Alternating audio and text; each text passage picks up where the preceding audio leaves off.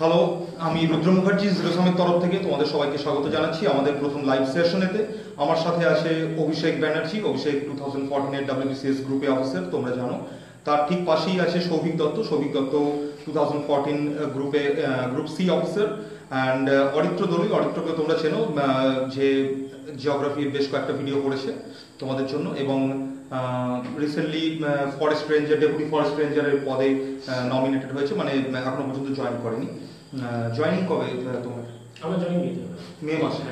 আচ্ছা, আজকের সেশনটা মেনলি আমরা যে জায়গাটাতে কনসেন্ট্রেট করবো সেটা হচ্ছে এই যে কামিং মেন্স আসছে, এই এক্সামটার জন্য তোমরা কিভাবে প্রিপেয়ার্ড হবে, কীরকমভাবে পড়াশোনা করবে, তার স্ট্র্যাটেজি, তোমাদের যা যা সমস্যা আছে, তোমরা যে যে ব্যাপারগুলোকে নিয়ে প্রবলেম ফেস করছো সেইগুলোকে নিয়ে তোমরা কমেন্টে লেখো, আমরা সেগুলো নিয়ে কথা বলার চেষ্টা করবো। আমার কাছে অলরেডি বেশ কিছু কমেন্ট আছে, যেগুলো থেকে কিছু কমেন্টের ওপরে আমরা আলোচনা করবো এবং তোমরাও সেগুলো নিয়ে একটু উত্তর দিও।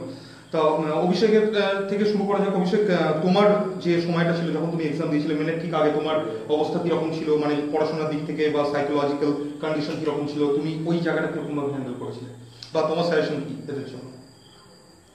দেখো, আমার প্রথমত 2014 সালের কথা নিশ্চয়ই বলছো। 2014 সালের আগেও তো আমি দুবার পরীক্ষা দিয়েছিলাম, আর এক্সপিরিয়েন্স কিছুটা ছিল। হ্যাঁ, 2014-তে সিলেবাসটা চেঞ্জ হয়েছিল, সেই জন্য একটা সাইকোলজিক্যাল প্রেসার ছিল যে নতুন সিলেবাসে কীরকম প্রশ্ন হবে, এইসব নিয়ে স্ট্রেস ছিল, টেনশন ছিল। আর এর আগে দুটো অপশনাল ছিল, সেই দুটো অপশনাল পরে কমে গিয়ে 2014-তে মাত্র একটা অপশনাল হয়ে যায়। তো তারপর বুঝতেই পারছো তো, একটা নতুন সিলেবাসে কীরকম প্রশ্ন আসবে সেই সব নিয়ে টেনশন ছিল। কিন্তু আমি এই সময়টা বেশি যা করেছিলাম সেটা হচ্ছে রেগুলারলি অ্যাটলিস্ট প্রত্যেকদিন অ্যাভারেজ 6 ঘন্টা করে পড়াশোনার জন্য দেওয়ার চেষ্টা করতাম। আর প্রিভিয়াস ইয়ার্সের কোশ্চেন পেপারগুলো, মানে বিশেষ করে প্রিলিমিনারি কোশ্চেন পেপারগুলো, কেননা প্রিলিমিনারিতেই তো মূলত এমসিকিউ কোশ্চেন থাকে, সেগুলো বেশি দেখার চেষ্টা করতাম এবং বোঝার চেষ্টা করতাম যে এইগুলোর উপর বেস করে আমি বোঝার চেষ্টা করতাম যে ফিউচার কোশ্চেন কেমন হতে পারে। তো এইসবই করতাম, ভালো করে পড়াশোনা করার চেষ্টা করতাম। তো নর্মাল কাজ সবাই করে। তাহলে 6 ঘন্টা মোটামুটি পড়াশোনা করে কভার করা যায় যদি প্রিলিমসটার জন্য ভালোভাবে প্রিপেয়ার করা যায়। সৌভিকের কি মত? ওই সময়টাতে কিরকম ভাবে ডিল করেছো? ব্যাপারটা হচ্ছে প্রথম থেকে মেন্সের জন্য প্রিপারেশন নিলে অনেকটা চাপ প্রেশারটা হালকা হয়ে যায়। প্রথমে প্রিলিমসের জন্য, তারপরে মেন্সের জন্য তো করা যায় না। আর অনেকে যেটা করে আর কি, ওই রেজাল্টের জন্য ওয়েট করে। রেজাল্টের জন্য ওয়েট করলে অনেকটা টাইম চলে যায়, কারণ রেজাল্টের মোটামুটি 2 মাস পরেই মেন্স শুরু হয়ে যায়। তো ওই টাইমটা তখন আর ইউটিলাইজ করার জন্য কিছু থাকে না, ওইটা একদম ক্রুশিয়াল টাইম।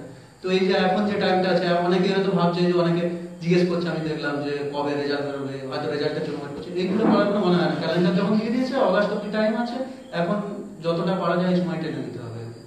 আর নিজের কিছুটা যে স্ট্রং পয়েন্ট তো সবারই থাকে, উইক পয়েন্ট তো সবার আছে, স্ট্রং পয়েন্ট তো সবার আছে। স্ট্রং পয়েন্টগুলোকে প্রথমের দিকে শেষ করে রাখতে হবে।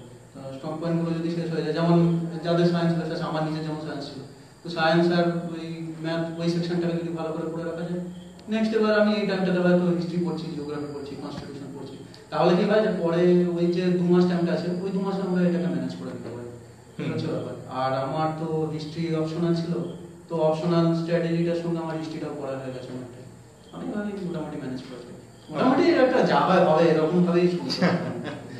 অরিত্রর প্রিপারেশন পিরিয়ডেতে মেনের এক্সপিরিয়েন্স কিরকম ছিল, মানে এক্সামটার, এবং প্রিপারেশন কিভাবে নিতে?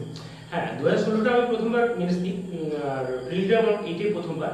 তো আমি অ্যাকচুয়ালি আলাদা করে কিছু করিনি। যদি বিসিএস এর কথা বলি, বিসিএসটা একটা ইন্টিগ্রেটেড অ্যাপ্রোচ। যদি পিরামিড স্ট্রাকচারে পড়াশোনা করা যায় সেটা বেস্ট। মানে প্রথমে বেসিক লেভেলটা ক্লিয়ার করলাম, ঠিক আছে, তারপরে সঙ্গে সঙ্গে যখন চ্যাপ্টারটা পড়ছি, প্রথমবার আমি যখন পড়ছি তখন বেসিক লেভেলটা পড়ছি, দ্বিতীয়বার যখন পড়ছি তার সঙ্গে কিছু অ্যাডভান্স অ্যাপ্রোচ আমি মানে অ্যাড করছি ইনফরমেশন। এর ফলে কি হয়, তাহলে প্রিলি থেকেই আমার সাইকোলজিক্যালি আমি খুব স্ট্রং হতে থাকি। মেন্সে রেজাল্ট বেরোনোর পর বা প্রিলি পরীক্ষা দেওয়ার পর যদি আমি 4 মাসে কভার করতে যাই, সেটা খুব একটা মানে হ্যাপাজার্ড ব্যাপার তৈরি হয়ে যায়। ওইটা রিভাইজ পিরিয়ড, ওটা আমি নিজেকে স্মুথ করবো, মানে নিজেকে ঘষবো, মাজবো। কিন্তু যদি আমি প্রথম থেকেই ইন্টিগ্রেটেড অ্যাপ্রোচে পড়াশোনা করি, তাহলে আমাকে ভাবতে হচ্ছে না যে আমি বাকি কিছু পড়ে আসছে, কিছু এই একটা হিউজ কোয়ান্টিটি পড়েছে, সেটা আমাকে কভার করতে হবে। আমি কিন্তু 100% অ্যাপ্রোচ নিয়ে এগোচ্ছি। তো আমি এরকম করে অ্যাপ্রোচ নিয়ে গেছিলাম। আর সেকেন্ড পয়েন্ট যেটা আমি বলবো, সেটা হচ্ছে আমি রেগুলার একটা রুটিন ফলো করতাম। মানে ধরো আমি 4 মাস আমার হাতে সময় আছে, তো প্রিলি চলে গেল, মেনের জন্য আমি কি করে স্কোর করি যে একটা পার্টিকুলার 4 মাসের রুটিন।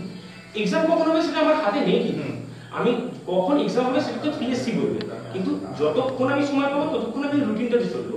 সব কেউ কমপ্লিট করতে পারে না, এটা ইম্পসিবল, কিন্তু ওই 4 মাসের যে রুটিনটা, তো তাহলে সেটা যদি ফলো করতে যাই আমার হাতে মতো দেখবে যদি হঠাৎ করে আগেও পরীক্ষা হয়ে যায় তাহলে 10% বাকি থাকবে। তো সেটা খুব ইম্পর্টেন্ট। আর রেগুলার যেটা দাদা বললো যে রেগুলার 6 ঘন্টা পড়াটা কিন্তু মানে খুব কম পড়া নয়, কারণ ওইটার একটা টোটাল ইউনিট পড়া যাবে তাহলে সেটা অনেক পড়া। তো সেক্ষেত্রে আমি বলবো যে পারফেক্ট একটা রুটিন মেনটেন করো, প্লাস একটা ইন্টিগ্রেটেড অ্যাপ্রোচ রাখো, আর রেগুলারিটি মেনটেন করা খুব ইম্পর্টেন্ট। যদি কেউ 3 ঘন্টা, কেউ 4 ঘন্টা, কেউ 6 ঘন্টা পড়ার সময় বা ক্যাপাসিটি সবার সময় নয়, কিন্তু যার যেটা ক্যাপাসিটি সেটা রেগুলার করো। ওকে, আমরা কমেন্টের কথা যদি দেখি, এখানেতে আমার কাছে একটা কমন কমেন্ট আছে যেটা আগেও পড়েছে আমাদের কমেন্ট বক্সেও এবং এখনো দেখতে পাওয়া যাচ্ছে। সুরজিৎ কাইন এখন জিজ্ঞাসা করছে, সন্দীপ খান আগে জিজ্ঞাসা করেছিল how to deal with science tech মেনের জন্য। তো এটা একটা ক্রুশিয়াল একটা পোর্শন এবং এটার জন্য খুব ভালো স্টাডি মেটেরিয়াল খুব মানে কম্প্যাক্ট ওয়েতে কিন্তু আমাদের কাছে অ্যাভেলেবেল নেই। তো তোমরা কিরকম ভাবে প্রিপেয়ার হয়েছিলে, অভিষেক বল। দেখো, আমার তো আমি এইচএস সায়েন্স নিয়ে পড়েছিলাম, তাই ওটা একটা প্রাইমারি অ্যাডভান্টেজ আমার ছিল বিগিং উইথ। আর তারপরে আমি সায়েন্স অ্যান্ড টেক এই মানে যে সিলেবাসটা আছে এইটা বেশ কয়েকটা আলাদা আলাদা বই থেকে প্রিপারেশন নিয়েছি, কিন্তু সেটা খুব ভালো স্ট্র্যাটেজি নয়। আমি যেহেতু নতুন সিলেবাসে ফার্স্ট ইয়ার দিয়েছিলাম, মানে প্রথম বছর ছিল তো ওটা, তাই আমাকে ওটা করতেই হয়েছিল। কিন্তু এখন যারা অ্যাসপিরেন্ট আছে তাদেরকে আমি বলবো যে কোনো একটা নির্দিষ্ট বই ফলো করে। অনেকে এই বিষয়ে একটা প্রশ্ন বারবার করে দেখেছি যে এর জন্য কি এনসিইআরটির ক্লাস 6 থেকে ক্লাস 10 পর্যন্ত সায়েন্সের বইগুলো পড়া দরকার। তো এই প্রশ্নটার উত্তর আমি এখনই দিয়ে দিচ্ছি। দেখো, ডব্লিউবিসিএস এর জন্য এনসিইআরটির বইগুলো পড়ার কোনো দরকার, এবং হ্যাঁ এটা তো অতগুলো বই তুমি পড়বে তার মাত্র 50টা এমসিকিউ অ্যান্সার দেওয়ার জন্য। আর এমসিকিউ গুলো যে খুব মানে ওগুলো উত্তর দিতে গেলে যে খুব বিরাট কিছু কনসেপচুয়াল ক্ল্যারিটি লাগে বা মাস্টারি ওভার সায়েন্সেস লাগে এরকম কিছু ব্যাপার। প্লাস কতটা ইনোভেন্স পড়ার পর সবকটা ওখান থেকে আমি কভার করতে পারবো, সেটা আমার গ্যারান্টি নেই, টাইমটা কিন্তু চলে যাবে। কেননা ডব্লিউবিসিএস এ যে প্রশ্নগুলো পড়ে সেগুলো হচ্ছে মেইনলি ইনফরমেশন। হ্যাঁ, ইনফরমেশন তো পুরোটাই ইনফরমেশন বেস। আর এনসিইআরটি বইগুলো যদি কেউ পড়ে থাকো, মানে যদি কেউ একটা বই পড়ে থাকে তাহলে সে জানবে যে এই বইগুলোতে কিন্তু কনসেপ্ট বিল্ডিং এর উপর জোর দেওয়া হয়। এখানে কিন্তু খুব একটা ডাটাটা কম, ডেটা কিন্তু যথেষ্ট কমই থাকে। যেগুলো থাকে এনসিইআরটি বইগুলো নিঃসন্দেহে খুব ওয়েল রিটেন, অত্যন্ত ভালো বই।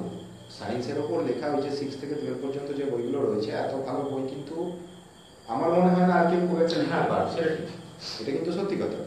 কিন্তু ডব্লিউবিসিএস এর যে রিকোয়ারমেন্ট, ডব্লিউবিসিএস এ যে ধরনের প্রশ্ন হয় তার জন্য কিন্তু এই বইগুলো পড়ে কোনো লাভ নেই। কেননা WBCS analytical question science and tech থেকে পড়ে না, কোনো সাবজেক্ট থেকে খুব একটা পড়ে না। যা পড়ে সেগুলো হচ্ছে মূলত সবকটা প্রশ্ন যদি তোমরা ভালো করে দেখতে পাবে যে এগুলো ইনফরমেশন বেসড। এর জন্য এনসিইআরটি বই পড়ার কোনো দরকার নেই। তোমরা যে কাজটা করলে আমার মনে হয় তোমাদের পক্ষে সবচেয়ে ভালো হবে সেটা হচ্ছে ম্যাকবুক অন জেনারেল সায়েন্সেস, এটা পড়তে পারবে। আর এনসাইক্লোপিডিয়া অফ জেনারেল সায়েন্সেস আরেকটা বই আছে, দুটো বইয়ের মধ্যে খুব বেশি ডিফারেন্স নেই, দুটোর মধ্যে যে কোনো একটা বই তোমরা পড়তে পারো, যে কোনো একটা। হ্যাঁ, জেনারেল স্টাডিজ এর তারাচাঁদ সম্পাদিত ওই যে বইটা, জেনারেল স্টাডিজ এর যেটা আছে বইটা অনেক বড়, অনেক বেশি হিউজ ডেটা আছে। টাটা ম্যাকগ্রাথি কিছু সিলেক্টেড পোরশন পড়লে পার্ট তোমরা পড়তে সেটা বাট পুরোটা পড়া আমার মনে হয় না। বায়োলজিটা খুব হেক্টিক আছে, বায়োলজি ওই যে পিএসএলভি যে স্পেস রিলেটেড ওই আমাদের কিন্তু অত কনসেপ্টের দরকার হয় না, একদমই হয় একদম, কিন্তু ডব্লিউবিসিএস হ্যাঁ দরকার হয়, প্রশ্নই পড়ে। আর ডিফেন্স রিলেটেড হতে অনেক কিছু, তারপর একবারে কাটিং এজ রিসার্চ নিয়েও বেশ কিছু সাধারণ মানুষের রিসার্চ এন্ড ডেভেলপমেন্ট নিয়ে সেগুলো জানার কোনো দরকার নেই। তাই আমি বলবো ম্যাক্রোহিলটা পড়তে পারো, কিন্তু সিলেক্টেড কিছু চ্যাপ্টার যেগুলো তোমাদের মনে হয় যে ম্যাকবুকে অথবা এনসাইক্লোপিডিয়া অফ জেনারেল সায়েন্স ভালো করে দেয়া নেই, শুধু সেইগুলোর জন্য পড়বে। আর এই প্রসঙ্গে আরেকটা কথাও আমি বলবো, সেটা হচ্ছে যে অনেকে সায়েন্স অ্যান্ড টেকের জন্য অশোক কুমার সিং এর লেখা একটা বই আছে সেইটা পড়ে, এবং কেউ কেউ আছে এই বইটাকে প্রেসক্রিপশন করে পড়ার জন্য। তো এটি একবারে ইউজলেস, কিন্তু ডব্লিউবিসিএস এর জন্য মোটেও এই বইটা সুইটেবল নয়। এবং এই বইটা অ্যাকচুয়ালি আমি যতদূর জানি আইএস অ্যাসপিরেন্টরাও কিন্তু পড়ে না। অশোক কুমার সিংহের স্পেকট্রামের কথা না না, স্পেকট্রামটা ওটা বহু পুরনো দিনের বই, কমপ্লিকেটেড। ওতে কিন্তু মানে কারেন্ট যে ডেভেলপমেন্ট আছে সায়েন্স এন্ড টেকনোলজিতে সেগুলোও নেই। আসলে কি হয় না, মানে অনেক পুরনো যে বইগুলো সেটা একটা মেইন প্রবলেম হচ্ছে মানে খুব বেসিক লেভেলের জিনিস তো চেঞ্জ হয়েছে, ধরো সাইজ বা এমনকি অনেক কিছু জিনিস যেগুলো এখনকার দরকার তো সেগুলো একদম পাওয়া যায় না। একদম, এবং প্যাটার্ন অফ হ্যাঁ, pattern change। একটা এক্সামিনেশনের যে ডিমান্ড সেগুলো কিন্তু উনি হোল্ড করে না। আজকে যদি ধরো আজ থেকে 10 বছর আগে যারা ডব্লিউবিসিএস দিয়েছে তারা যেভাবে প্রিপেয়ার হতো, এখনকার কোনো অ্যাসপিরেন্ট যদি সেইভাবে প্রিপেয়ার হয় তাহলে তো ডিজাস্টারাস রেজাল্ট। হ্যাঁ, আসলে ব্যাপারটা হচ্ছে আমার যেটা মনে হয় সিভিল সার্ভিসে আমরা সেগুলোতে নেবো যেগুলো কনসাইজ প্রিসাইজ আছে। হ্যাঁ, একদম একদম। সিভিল সার্ভিসের সাকসেসের মূল মন্ত্র যেটা সেটা হচ্ছে সবচেয়ে ওয়েল রিটেন এবং সবচেয়ে কনসাইজলি রিটেন। এরকম যে বইগুলো আছে তোমরা শুধুমাত্র সেই বইগুলোই ফলো করো। যদি কোনো বইয়ের দেখো যে লেংথ, মানে তার যে এফেক্টিভ লেংথের কথা আমি বলছি, এফেক্টিভ লেংথটা যদি 500-600 পাতার বেশি হয় সে বই পড়ো না। আচ্ছা, এখানে বলে রাখি, অনেকে আবার কথা ভুল বোঝে, আমি কিন্তু এফেক্টিভ লেংথের কথা বলেছি। কিন্তু এম লক্ষ্মীকান্তের বইটার 500 বেশি পাতা আছে, কিন্তু ওটা এফেক্টিভ লেংথ না। তোমাকে প্রত্যেকটা পাতার প্রত্যেকটা ওয়ার্ড তোমাদেরকে পড়তে হবে। তাই এফেক্টিভ লেংথের কথাটা মাথায় রেখো। যেমন ধরো এই যে কে কৃষ্ণা রেড্ডির একটা ইতিহাসের বই আছে, এই বইটা ইদানিং অনেকে প্রেসক্রাইব করে। আমি বলবো কিন্তু একদম পড়ো না ওই বইটা, কেননা এই বইটা এখন অনেকে প্রেসক্রাইব করে তার একটাই মাত্র কারণ হচ্ছে যে 2015 সালের পর থেকে 2016 সালে বোধহয় 50% কোশ্চেন ওর থেকে লিফট করেছিল, এবং 2015-তে মোটামুটি 90% কোশ্চেন ওই বইটা থেকে লিফট করেছিল। এটা সত্যি কথা যে ওই বইটি যারা পড়ে গিয়েছিল তারা খুব ভালো রেজাল্ট করবে। তো এখানে দেখো দুটো কথা তোমাদেরকে মনে রাখতে হবে। যদি 2017 সালে ওই বইটা থেকে আর একটা প্রশ্ন লিফট না করে তখন তোমরা কি করবে? তা সেই জন্য আমি কিন্তু বলবো যে একটা স্ট্যান্ডার্ড টেক্সট বই পড়ো সবসময়। আর ওখানে কৃষ্ণা রেড্ডির বই থেকে যে প্রশ্নগুলো লিফট করা হয়েছিল সেগুলোর উত্তর দিতে গেলে যে কৃষ্ণা রেড্ডির বইটাই পড়তে হবে এমন কথা নেই। ওই একই তথ্য কিন্তু অন্যান্য যে কোনো ভালো টেক্সট বইতে দেওয়া আছে, আর এটা আমি চ্যালেঞ্জ করে বলতে পারি দেওয়া আছে। আর আজকাল তো নেটে প্রচুর রিসোর্সেস, আর কৃষ্ণারেড্ডি একটা প্রচুর রিসোর্সেস কি কৃষ্ণারেড্ডির এফেক্টিভ পোরশনটা ওটা কিন্তু খুব কম, কোথা থেকে লিফট করবে সেটা কিন্তু আমরা তো বুঝতে পারবো না। আর যদি তোমাদের খুব হ্যাপাস আর মানে ভার্বাল দিকটা যদি আমি বিচার করি ওর ওয়ার্ডটা মানে ওর বুঝতে খুব প্রবলেম হয়, নরমাল স্টুডেন্ট বুঝতে প্রবলেম হবে। হ্যাঁ, তো ডিসঅর্গানাইজ প্রচুর একটা বই নরমালি যেভাবে একটা অর্গানাইজড ম্যানারে লেখা উচিত যাতে সেই বইটা পড়তে রিডারদের সুবিধা হয়। হ্যাঁ, বইটা মোটেই রিডার ফ্রেন্ডলি না। আমরা ইনফ্যাক্ট যারা বাংলা মিডিয়াম থেকে আসে তার তো অসুবিধা হবে, যারা ইংলিশ মিডিয়াম পড়বে তাদের অসুবিধা হবে, ওটা সহজ পাচ্ছ না। হ্যাঁ, এবং কোন সুস্থ মানুষই আমার মনে হয় না যে ওই বইটাকে ভালোভাবে অনলি ন্যাশনাল মুভমেন্টটা পড়লে ঠিক আছে। না আমি একটা কথা বলি, শুধু পড়লে তো ব্যাপারটা ইম্পর্টেন্ট নয়, মানে আমি দিনে সেটাকে 500 টা করতে হবে, হ্যাঁ। মানে শর্ট করতেই পারি না, দেখতে পারি, Otherwise সেটা মনে রাখতে বা রিটেন করাটা ইম্পর্টেন্ট। আদারওয়াইজ সেটা ইউজ হ্যাঁ। সেই জন্য আমি কিন্তু বলবো যে এই ধরনের যে খুব বড় বড় মোটা মোটা যে বইগুলো রয়েছে সেগুলো পড়ো না। অনেকে বলে যে ডব্লিউবিসিএস পরীক্ষা দিতে এসেছো তোমাদেরকে প্রচুর খাটতে হবে, এত মোটা মোটা বই দেখে ভয় পেয়ে গেলে হবে না। দেখো এই সব কথা দিয়ে তুমি ডব্লিউবিসিএস হতে পারবে না, ঠিক আছে? আমি সবসময় একটা কথা বলি, স্মার্ট ওয়ার্ক করো। যদি তুমি একটা 300 পাতার বই পড়ে ডব্লিউবিসিএস হতে পারো তাহলে সেইটাই আমার মনে হয় লর্ডেবল। কারণ টাইমটা তো একটা 2000 পাতার বই তুমি পড়লে এবং সেটা 3-4 বছর পড়ে তারপরে হয়তো ডব্লিউবিসিএস এ চান্স পেলে, দ্যাট ইজ নট লর্ডেবল। এটা কিন্তু খুব বাহাদুরির কাজ। তো জেনারেল সায়েন্সের জন্য আমি তো স্পেশালি বলবো যে ওই যে ম্যাকবুক অন জেনারেল সায়েন্সেস অথবা encyclopedia of general sciences, both published by Arihant publishers, এই দুটো বইতে কিন্তু তোমরা স্টিক করো।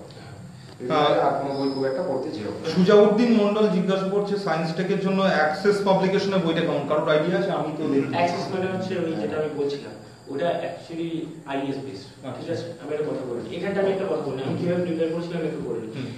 প্রথম কথা হচ্ছে আইএস এর সঙ্গে ডব্লিউবিসিএস টা গোলালে চলবে না। একদম। আইএস টা কনসেপচুয়াল বেসড আর ডব্লিউবিসিএস হচ্ছে ইনফরমেশন বেসড। প্রচুর কিছু জানলাম, জানাটা ইম্পর্টেন্ট নয়, কিন্তু খাতায় কতটা নামাতে পারছি সেটা ইম্পর্টেন্ট। এবার বলি সায়েন্স টেকের পোর্শনটা খুব অ্যাভারেট থাকে। যে কোনো একটা বই দাদা যেমন বললো যে আরিহান্তের আইদার ম্যাকবুক মানে যেটা ছোট পাতলা কনসেপ্ট ভার্সনটা বা আরে ওই টোটাল এনসাইক্লোপিডিয়া অফ যে কোনো একটা ফলো করলেই চলবে। তবে আমি বলবো যে যে কনসাইজ ভার্সনটা আছে না, ওই কনসাইজ ভার্সনটা এক্সাম পারপাসের জন্য খুবই ইম্পর্টেন্ট। পরীক্ষার আগে রাতে ওই মোটা বইটা পড়া সম্ভব না। আর আমি যেভাবে পড়েছি সেটা হচ্ছে যে আমি একটা আরিহান্তে নিয়েছিলাম, একটা লুসেন্ট তো সবার কাছেই থাকে কম বেশি। এবার ধরো আমি একটা কথা বলি, আমি পার্টিকুলার পোর্শনটা ধরলাম, তো ওখানে প্রথমে ওই যে কোনো ওই প্রথমে আরিহান্তের বই থেকে পার্টিকুলার পোর্শনটা পড়লাম, মোটামুটি একটা আইডিয়া হলো। এবার লুসেন্টের থেকে দু একটা এক্সট্রা ইনফরমেশন থেকে সেটা কম্পাইল করলো, এর বাইরে পড়ে লাভ। আমি আরেকটা কথা কিন্তু বলতে চাইবো, এই যে লুসেন্টের জেনারেল নলেজ বইটাতে কিন্তু জেনারেল সায়েন্সের উপর যে চ্যাপ্টারগুলো আছে খুব ওয়েল রিটেন। হ্যাঁ, এটা ওয়েল রিটেন। ওই কটা চ্যাপ্টারও কিন্তু কেউ পড়তে পারে। হ্যাঁ, পড়তে পারে। বেশিও নয় তো। লুসেন্টটা যদি কেউ একবার একটা প্রিন্সিপাল বই ধরতেই হবে। আমি যদি বলি ম্যাকবুক ধরছি, তাহলে সঙ্গে যদি লুসেন্টটা শুধু একবার রিভাইজ পারপাসের জন্য আমি দেখে নিই, এক্সট্রা কিছু ইনফরমেশন পাবোই, প্লাস আমার মেমোরিতে একবার ওটা টোটালটা পড়া হয়ে যাবে। ওই জন্য লুসেন্টটা খুব ভালো। আমি বলবো লুসেন্টটা একটা হেল্পিং হ্যান্ড। এবং সায়েন্স এন্ড টেকের ক্ষেত্রে আমি আরেকটা জিনিস বলবো, সেটা হচ্ছে যে তোমরা কিন্তু নিয়মিত রিভাইজ দেবে। নিয়মিত রিভিশনটা যে কোনো সাবজেক্টের ক্ষেত্রেই অত্যন্ত কার্যকরী। আদারওয়াইজ কিন্তু তুমি আজকে যেটা পড়লে তারপর আর সেটা পড়লে না, ভুলে যাবে। আলটিমেটলি কিন্তু এক্সামে গিয়ে তুমি ঠিক অ্যান্সারটা করতে পারবে না।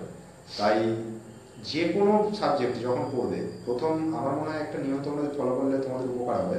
সেটা হচ্ছে যে একটা কিছু হয়তো পড়লে যে কোনো সাবজেক্ট থেকে, সেটাকে কিন্তু উইদিন 1 উইক একবার রিভিশন, নেক্সট রিভিশনটা তুমি উইদিন 15 ডেজ দিতে পারো। কিন্তু প্রথম পড়ার এক সপ্তাহের মধ্যে দ্বিতীয়বার রিভিশন দেবে। 3 নম্বর রিভিশনটা কিন্তু যদি তারপরে 15 দিনের মধ্যে দাও, নো প্রবলেম। এবং 3 বার রিভিশন দেওয়ার পর কিন্তু you will be able to recollect at least 80% of what you have read. 80% বিষয় কিন্তু 3 বার রিভিশন দেওয়ার পর মনে রাখতে পারা উচিত, যদি তুমি এফেক্টিভলি রিভিশন দাও এবং প্রথমে এফেক্টিভলি পড়ো। ঠিক আছে? তারপরে ফোর্থ যে রিভিশনটা, সেটা তুমি 1 মাস 2 মাস পরে দাও, তাতে কিছু যায় আসে না। কিন্তু এইভাবে দিতে দিতে কিন্তু অন্তত 5 বার রিভিশন পরীক্ষার আগে মাস, এটা কিন্তু করতে হবে। আদারওয়াইজ কিন্তু তুমি যে বই পড়ো লাভ হবে না বিশেষ। আর আরেকটা কথা এর সঙ্গে সবই বলছি, দেখ আমি দেখেছি এই জিনিসটা, তোরা নিশ্চয়ই দেখে থাকবি। অনেকেই আছে কি বই কিনবো, কটা বই কিনবো, এইসব নিয়ে খুব চিন্তিত। কিন্তু ভাই এবং বোন সবাইকে বলবো দেখো, শুধু বই কিনলে কিন্তু হবে না, বইগুলো পড়তে হবে। তো সেই জন্য বই যেমন কিনছো নিশ্চয়ই কেন, কিন্তু তার সাথে একটু পড়াশোনার অভ্যেসটাও করো তোমরা সব। মানে অনেকেই থাকে যারা কিন্তু এই প্রচুর বই কালেক্ট করে, কলেজ স্ট্রিটে চলে যায়, এখন আবার অ্যামাজন ফ্লিপকার্ট হয়ে যেতে এটা সুবিধা হয়েছে, বাড়িতে বসে অর্ডার প্লেস করে দেয়। তো দেখো, বাড়িতে লাইব্রেরি তৈরি করতে পারে, কিন্তু এই কম্পিটিটিভ পরীক্ষার বই কিনে লাইব্রেরি করা একটা ভালো জিনিস। আর আরেকটা ব্যাপার আছে, যে ব্যাপারটা হচ্ছে যে মানে আমি একটা অ্যাপ্রোচ দেখছি, রিসেন্ট ট্রেন্ডও দেখছি যে খুব শক্ত কোশ্চেন আমি প্র্যাকটিস করছি। ঠিক আছে, আমি দিনে হয়তো 500টা কোশ্চেন প্র্যাকটিস করছি, তার মধ্যে হয়তো আমি 400টাই এমন কোশ্চেন পড়ছি বা জানছি যেগুলো আমার হয়তো কোনোদিন ডব্লিউবিসিএসে আসবে না। সেই রকম কোশ্চেন অ্যাটেম্প্ট করা, মানে পড়াটা অবভিয়াসলি ভালো, নিজে জানার জন্য আমি পড়তেই পারি, কিন্তু এমন কোশ্চেন বেশি করে অ্যাটেম্প্ট করা উচিত যেটা আমার এক্সাম পারপাসে, যেটা এক্সাম ওরিয়েন্টেড, যে প্রশ্নটা পরীক্ষায় পড়ার কোনো চান্স আছে। এরকম অনেক ফেসবুক গ্রুপ আছে, আমিও দেখি যাতে সারাদিন অনেকে আছে এরকম কোশ্চেন পোস্ট করতেই থাকে, এবং সেটা আমিও বেসিক্যালি এইরকম প্রশ্ন কিন্তু কখনো করবে না। মানে ইন জেনারেলি দেখো, আমার টার্গেটটা কি, আমি ডব্লিউবিসিএস এ 100% রিটেন করতে পারবো না একটা পেপারে। 200 নম্বরের মধ্যে আমার টার্গেট হচ্ছে যে অ্যাট লিস্ট আমি যাতে 150 টার্গেট করি, কম বেশি 100। এবার দেখো কোশ্চেনের উপর ডিপেন্ড করে, মোটামুটি 120 থেকে 130 হচ্ছে আমার অপটিমাম টার্গেট। 150 ওটা পেতেই হবে। হ্যাঁ, ওটা পেতেই হবে। এবার 150টা আমি টার্গেট করবো, কারণ টার্গেট করলে তবে আমি 120 বা কমে এলে 130 দাঁড়াবো। কিন্তু সমস্যাটা হচ্ছে খুব শক্ত কোশ্চেন প্র্যাকটিস করলে সেটা হয়তো দেখবে 10% বা 15%, তাতে আমি লাভটা তো কিছু হচ্ছে না। কারণ আমি বলবো বেসিক বইগুলো বারবার করে পড়ে রিসেন্টলি আমি তো এরকমও দেখছি যে অনেকেই এরকম ফেসবুক গ্রুপগুলোতেই মোটামুটি সারাদিন স্পেন্ড করে। দেখো, এতে কিন্তু তোমাদের কিছু লাভ হবে না, তোমাদেরকে প্রথম কিন্তু পড়তে হবে, প্র্যাকটিস করতে হবে। কিন্তু প্র্যাকটিস যেখান থেকে তোমরা করবে সেগুলো সেই প্রশ্নগুলোর সাথে ডব্লিউবিসিএস এর যে ধরনের প্রশ্ন তার একটা যোগসূত্র থাকবে। যেমন ধর, যদি একটা উদাহরণ দিই আমি, যে হুমায়ুনের কটা ভাই ছিল, এটা তথ্য একটা, কিন্তু এটা জেনে কারো কোনো লাভ নেই। কেননা এই জেনে লাভ থাকতে পারে, অন্য ক্ষেত্রে লাভ থাকতে পারে, কম্পিটিটিভ পরীক্ষার ক্ষেত্রে নেই, কারণ এই প্রশ্নটা কখনো কিন্তু ডব্লিউবিসিএস এ আর এগুলো খুব রেয়ার, মানে কস্ট বেনিফিট হিসেবে আমার পোষায়। কস্ট বেনিফিট রেশিও একবারে বাজে। দেখো তোমরা টার্গেট সবসময় রাখবে যে এমসিকিউ যে কোনো পেপারে 80% স্কোর করা। হ্যাঁ 80% স্কোর যে কোনো এমসিকিউ পেপারে, যেখানেই এমসিকিউ এর উপর পরীক্ষা হয় আর কি, সেখানে 80% স্কোর করাটা কিন্তু অত্যন্ত ডিফিকাল্ট কাজ, কেউই পারবে না বলতে গেলে। এবং তোমরা যদি অ্যাটলিস্ট 70% স্কোর করতে পারো, জানবে এটা কিন্তু অত্যন্ত ভালো score. You have done extraordinarily well. বিশেষ করে লাস্ট ইয়ার যদি কোশ্চেন আমরা দেখতাম, মানে একটা যেটা জিনিস হয় যেটা দেখছি, মানে এখানে যারা আসে আর কি, যদি নন সায়েন্স ব্যাকগ্রাউন্ড থেকে আসে তারা অতিরিক্ত মানে কনসাস থাকে জিওগ্রাফি, হিস্ট্রি এসব ব্যাপার নিয়ে, তো সায়েন্সটাকে আস্তে আস্তে অ্যাভয়েড করে। তো এই জিনিসটা করলে কিন্তু তখন কিন্তু চাপ হয়ে যায়। হ্যাঁ, কারণ এইটা কেন হয় এটাও আমি কিন্তু এক্সপ্লেন করতে পারি। দেখো আমি যদি ধরো যতগুলো স্ট্যান্ডার্ড টেক্সট বুক আছে ইতিহাসের উপর, আমি যদি সবকটা বইও পড়ে যাই না, তাহলেও কিন্তু আমি ইতিহাসে 100 কখনো পেতে পারবো না। সেটাই। এবং আমি ধরো ইতিহাসে যতটা সহজে 70% স্কোর করতে পারবো, আমাকে যখন স্কোরটা 80% করতে হবে, তার জন্য কিন্তু ওই 70% পেতে যতটা এফর্ট দিতে হবে, আরো এক্সট্রা 50% এফর্ট কিন্তু 10% পাওয়ার জন্য দিতে হবে। এই ভুলটা অনেকে করে বসে, পুরোটা কভার না করে একটা জায়গাতে কিন্তু অতিরিক্ত স্ট্রং হয়। খুব সামান্য এফর্টে যে কোনো সাবজেক্টে যে ধরনের প্রশ্ন আসে, সে তাতে কিন্তু 50% পাওয়া যায়। যদি তুমি মোটামুটি মডারেট এফেক্ট দাও, তাহলে কিন্তু সম্ভব সেটা। অনেকে এই ভুলটা করে যে সায়েন্স আমার ভালো লাগে না বা সায়েন্সে আমি উইক, এগুলো প্রিকনসিপ্ট নোশন নিজেরাই তৈরি করে। হ্যাঁ সেটা অবশ্যই। ঠিক আছে। এবং তারপরে সে কি করে, সায়েন্সটাকে অ্যাভয়েড করতে থাকে। এটা খুব সে বলে যে আমি ইতিহাসে 80% স্কোর করব, আমি জিওগ্রাফিতে 90% স্কোর করব। এগুলো ইম্পসিবল, এইভাবে হয়। আর তাছাড়া তোমাকে সবকটা সাবজেক্টের উপরই এই ব্যাপারটা কিন্তু মানে তাকে না, আমি একটা জিনিস বুঝেছি, মানে অনেকগুলো পরীক্ষা দিয়েছো, তোমরাও দিয়েছো, তোমরা বুঝতে পারবে ব্যাপারটা, যে বেসিক্যালি হচ্ছে যদি কেউ অ্যাভারেজ একটা স্কোর করে না, একটা পেপারে 80%, একটা পেপারে 20% করে আমার কি লাভ? আলটিমেটলি গড়পড়তা তো আমি কমে যাচ্ছে। কিন্তু অ্যাভারেজ সবকটা পেপারে যদি ঠিকঠাক থাকে, এইটা খুব ইম্পর্টেন্ট। ইনফ্যাক্ট এটা তোমার এসএসসি সিজিএল যারা দেয়, তারা খুব ভালো ভালো ব্যাপার জানে। অনেকে বলে আমি ইংলিশটা করবো না, আমি অঙ্কে 100 ফুল করবো, বা আমি ইংলিশটাই করবো, অঙ্কটা করবো না, ওরকম করে করা যায়। এটা খুব ডিজাস্টার স্ট্র্যাটেজি। হ্যাঁ, এটা disaster strategy। কেউ ফলো করবে না। বরং যদি তোমার মনে হয় যে তুমি সায়েন্স এন্ড টেকে দুর্বল, একটু বেশি টাইম ওইটাই। হ্যাঁ, আর ওই টাইমটা কিন্তু এই যে 4 মাস আছে, এই 4 মাসে দেওয়াটা সবথেকে বেস্ট। হ্যাঁ, সবথেকে বেস্ট। তবে এই 4 মাসে দেখো খুব নতুন কিন্তু কিছু পড়াটা খুব ডিফিকাল্ট কাজ। এই 4 মাসটা তোমাদেরকে জ্ঞান ভাগ করে রাখতে হবে যে এই 4 মাসে আমরা কিন্তু মেনলি রিভিশন করি। হ্যাঁ, মেনলি রিভিশনের জন্য থাকা উচিত। 4 মাসে করলে রিটেন করতে আর পারবে। আরেকটা কাজ ভুল অনেকে করে, সেটা হচ্ছে যে প্রিলিমস পরীক্ষা দিয়ে তারপরে বিভিন্ন ফেসবুক গ্রুপ এবং বিভিন্ন বন্ধুদের সাথে আলাপ আলোচনা করে যখন সে বোঝে যে হ্যাঁ আমার একটা চান্স আছে, মনে হচ্ছে আমি প্রিলিমসটা কোয়ালিফাই করে যাব, তারপরে সে ভাবতে বসে যে এবারে তাহলে আমি অপশনালটা করবো। এটা কিন্তু আরেকটা ভুল স্ট্র্যাটেজি। তুমি প্রিলিমিনারি দেওয়ার আগে, আমি বলবো সবচেয়ে বেস্ট যেটা করলে হয় সেটা হচ্ছে প্রিলিমিনারি দেওয়ার আগে তোমার অপশনাল সাবজেক্ট যেটা তুমি চুজ করেছো সেটাকে শেষ করে ফেলো। কেননা তুমি যদি প্রিলিমসে প্রথম ইয়ারে কোয়ালিফাই করতে নাও পারো, পরের বছর তো করবে। আলটিমেটলি তোমাকে অপশনাল পরীক্ষা তো দিতেই হবে। আলটিমেটলি দিতেই হবে। তাই অপশনালটা কিন্তু আমি বলবো বেস্ট হচ্ছে যে তুমি প্রিলিমস দেওয়ার আগেই শেষ করে ফেলো। প্রিলিমসের পর যে টাইমটা থাকে তাতে কিন্তু সমস্ত সাবজেক্ট তোমরা জাস্ট রিভাইজ দেবে। কারেন্ট অ্যাফেয়ার্সটা নিশ্চয়ই রিভাইজ দেবে না, কারেন্ট অ্যাফেয়ার্স যেহেতু এবং সেখানে কিন্তু তোমাদেরকে আপডেট করতে হবে, নতুন জিনিস অনেক করতে হবে। কিন্তু মেনলি ওই সময়টা তোমাদেরকে ইয়ারমার্ক করে রাখতে হবে ফর রিভিশন। রেহান ব্যানার্জি জিজ্ঞাসা করছে যে রমেশ সিং থেকে কি পড়বে। তো সৌভিক বলো খুব শর্টে, রমেশ সিং থেকে কি পড়বে? রমেশ সিংদের কিছু সিলেক্টিভ অ্যাপ্রোচে পড়তে হবে, মানে পুরোটা পড়ার দরকার নেই। বেসিক কনসেপ্ট যেগুলো আছে ওগুলো শঙ্কর গণেশন বা সঞ্জীব ভার্মা এগুলো থেকে পড়বে। এইবারে যদি তার মনে হয় যে কিছু আরো অ্যাডভান্স পড়বে, তখন সেটা রমেশ সিং থেকে পড়বে।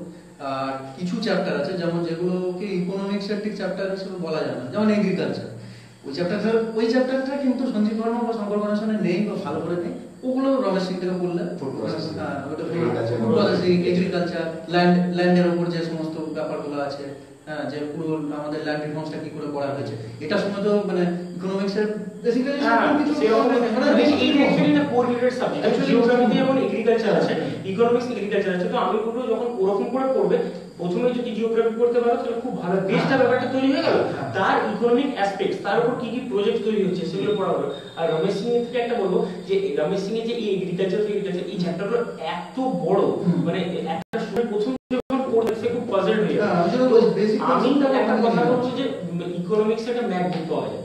হ্যাঁ, এই ম্যাকবুকের এই কিছু কিছু চ্যাপ্টার যেমন ইন্ডাস্ট্রি খুব কনসাইজ, মানে তুমি প্রথম টায়ারটা যখন পড়বে না প্রথমবার, তো সেই দিকটা তোমার খুব ফিজিবল দিতে হবে, তুমি খুব কুল এন্ড কাম মাইন্ড। যেমন আমাদের অনেকগুলো ইন্ডাস্ট্রিয়াল পলিসি আছে, হ্যাঁ, তো পলিসিতে কি প্রভিশন ছিল এগুলো রমেশ সিং দেয়া আছে, ওগুলো তো কোনোদিন পরীক্ষায় আসবে না। এবার কোনো একটা স্টুডেন্ট যদি প্রথমবার পড়তে হবে সে হয়তো প্রভিশন গুলো মুখস্থ আর ওই চ্যাপ্টারগুলো পড়তেই মোটামুটি অনেকটা সময় যাবে। এবার প্রথমবার যদি আমি যদি বলি ম্যাকবুকটা আমি নিজে ওরকম পড়েছিলাম, তো আমি ম্যাকবুকটা এগ্রিকালচারটা পড়লাম, এবার আমি বুঝে গেলাম যে কোথায় কোথায় কি কি ইম্পর্টেন্ট, এফসিও ইম্পর্টেন্ট, মানে প্ল্যানগুলো ইম্পর্টেন্ট, কোন প্ল্যানে কি কি ইমপ্লিমেন্ট হয়েছে সেগুলো ইম্পর্টেন্ট। এবার যখন রমেশ সিং পড়ছি সেটা একটু অ্যাম্পলিফাই হচ্ছে, তাহলে আমাকে কোনোটা আবার রমেশ সিং পড়তে হচ্ছে না, যেগুলো একটা বেসিক বই। আর অনেকে বলে যে বাংলাটা আমি ঠিক বলতে পারবো না যে তুজামের হোসেনটা ঠিক কতটা কার্যকর, আমি নিজে ওটা তুমি বলতে পারবে, কারণ আমি একদম যখন 5 ইয়ার্স প্ল্যানিংটা যখন আগের পুরনো যে সিলেবাস ছিল, ইনফ্যাক্ট এনসিইআরটি কেউ ফলো করো না, ইকোনমিক্সের কোনো কাজে দেবে না, বিশেষ করে আমাদের ডব্লিউবিসিএস এর কোনো কাজে দেবে না, ওখানে কাজে দেয় আইএএস। ওখানে তো ওখানে কোশ্চেনের ধরনগুলো যারা মোনোপলিস্টিক কনসেপ্ট, মোনোপলিস্টিক কনসেপ্ট, ওদের মাইক্রো ইকোনমিক্স বেশি, আমাদের ম্যাক্রো ইকোনমিক্স বেশি। এই প্রসঙ্গে জিজ্ঞাসা করছে মিল্টন অধিকারী যে how to read economy, Indian economy, 5 year plan কি পড়বো? অবশ্যই। হ্যাঁ, 5 ইয়ার প্ল্যান পড়তে হবে, তবে 5 ইয়ার প্ল্যানে মানে পড়াটা কি হবে কি রকম, যে কোন কোন প্ল্যানে কি রকম স্কিম হয়েছে এই বেসটা পড়লে কিন্তু বেটার হবে। বা 5 ইয়ার প্ল্যানের যে টাইম রেঞ্জটা কত ছিল, মানে ওটাকে নিজেকে একটু প্রিসাইজ করে নিতে হবে। হ্যাঁ, এটা পড়ে দিতে হবে।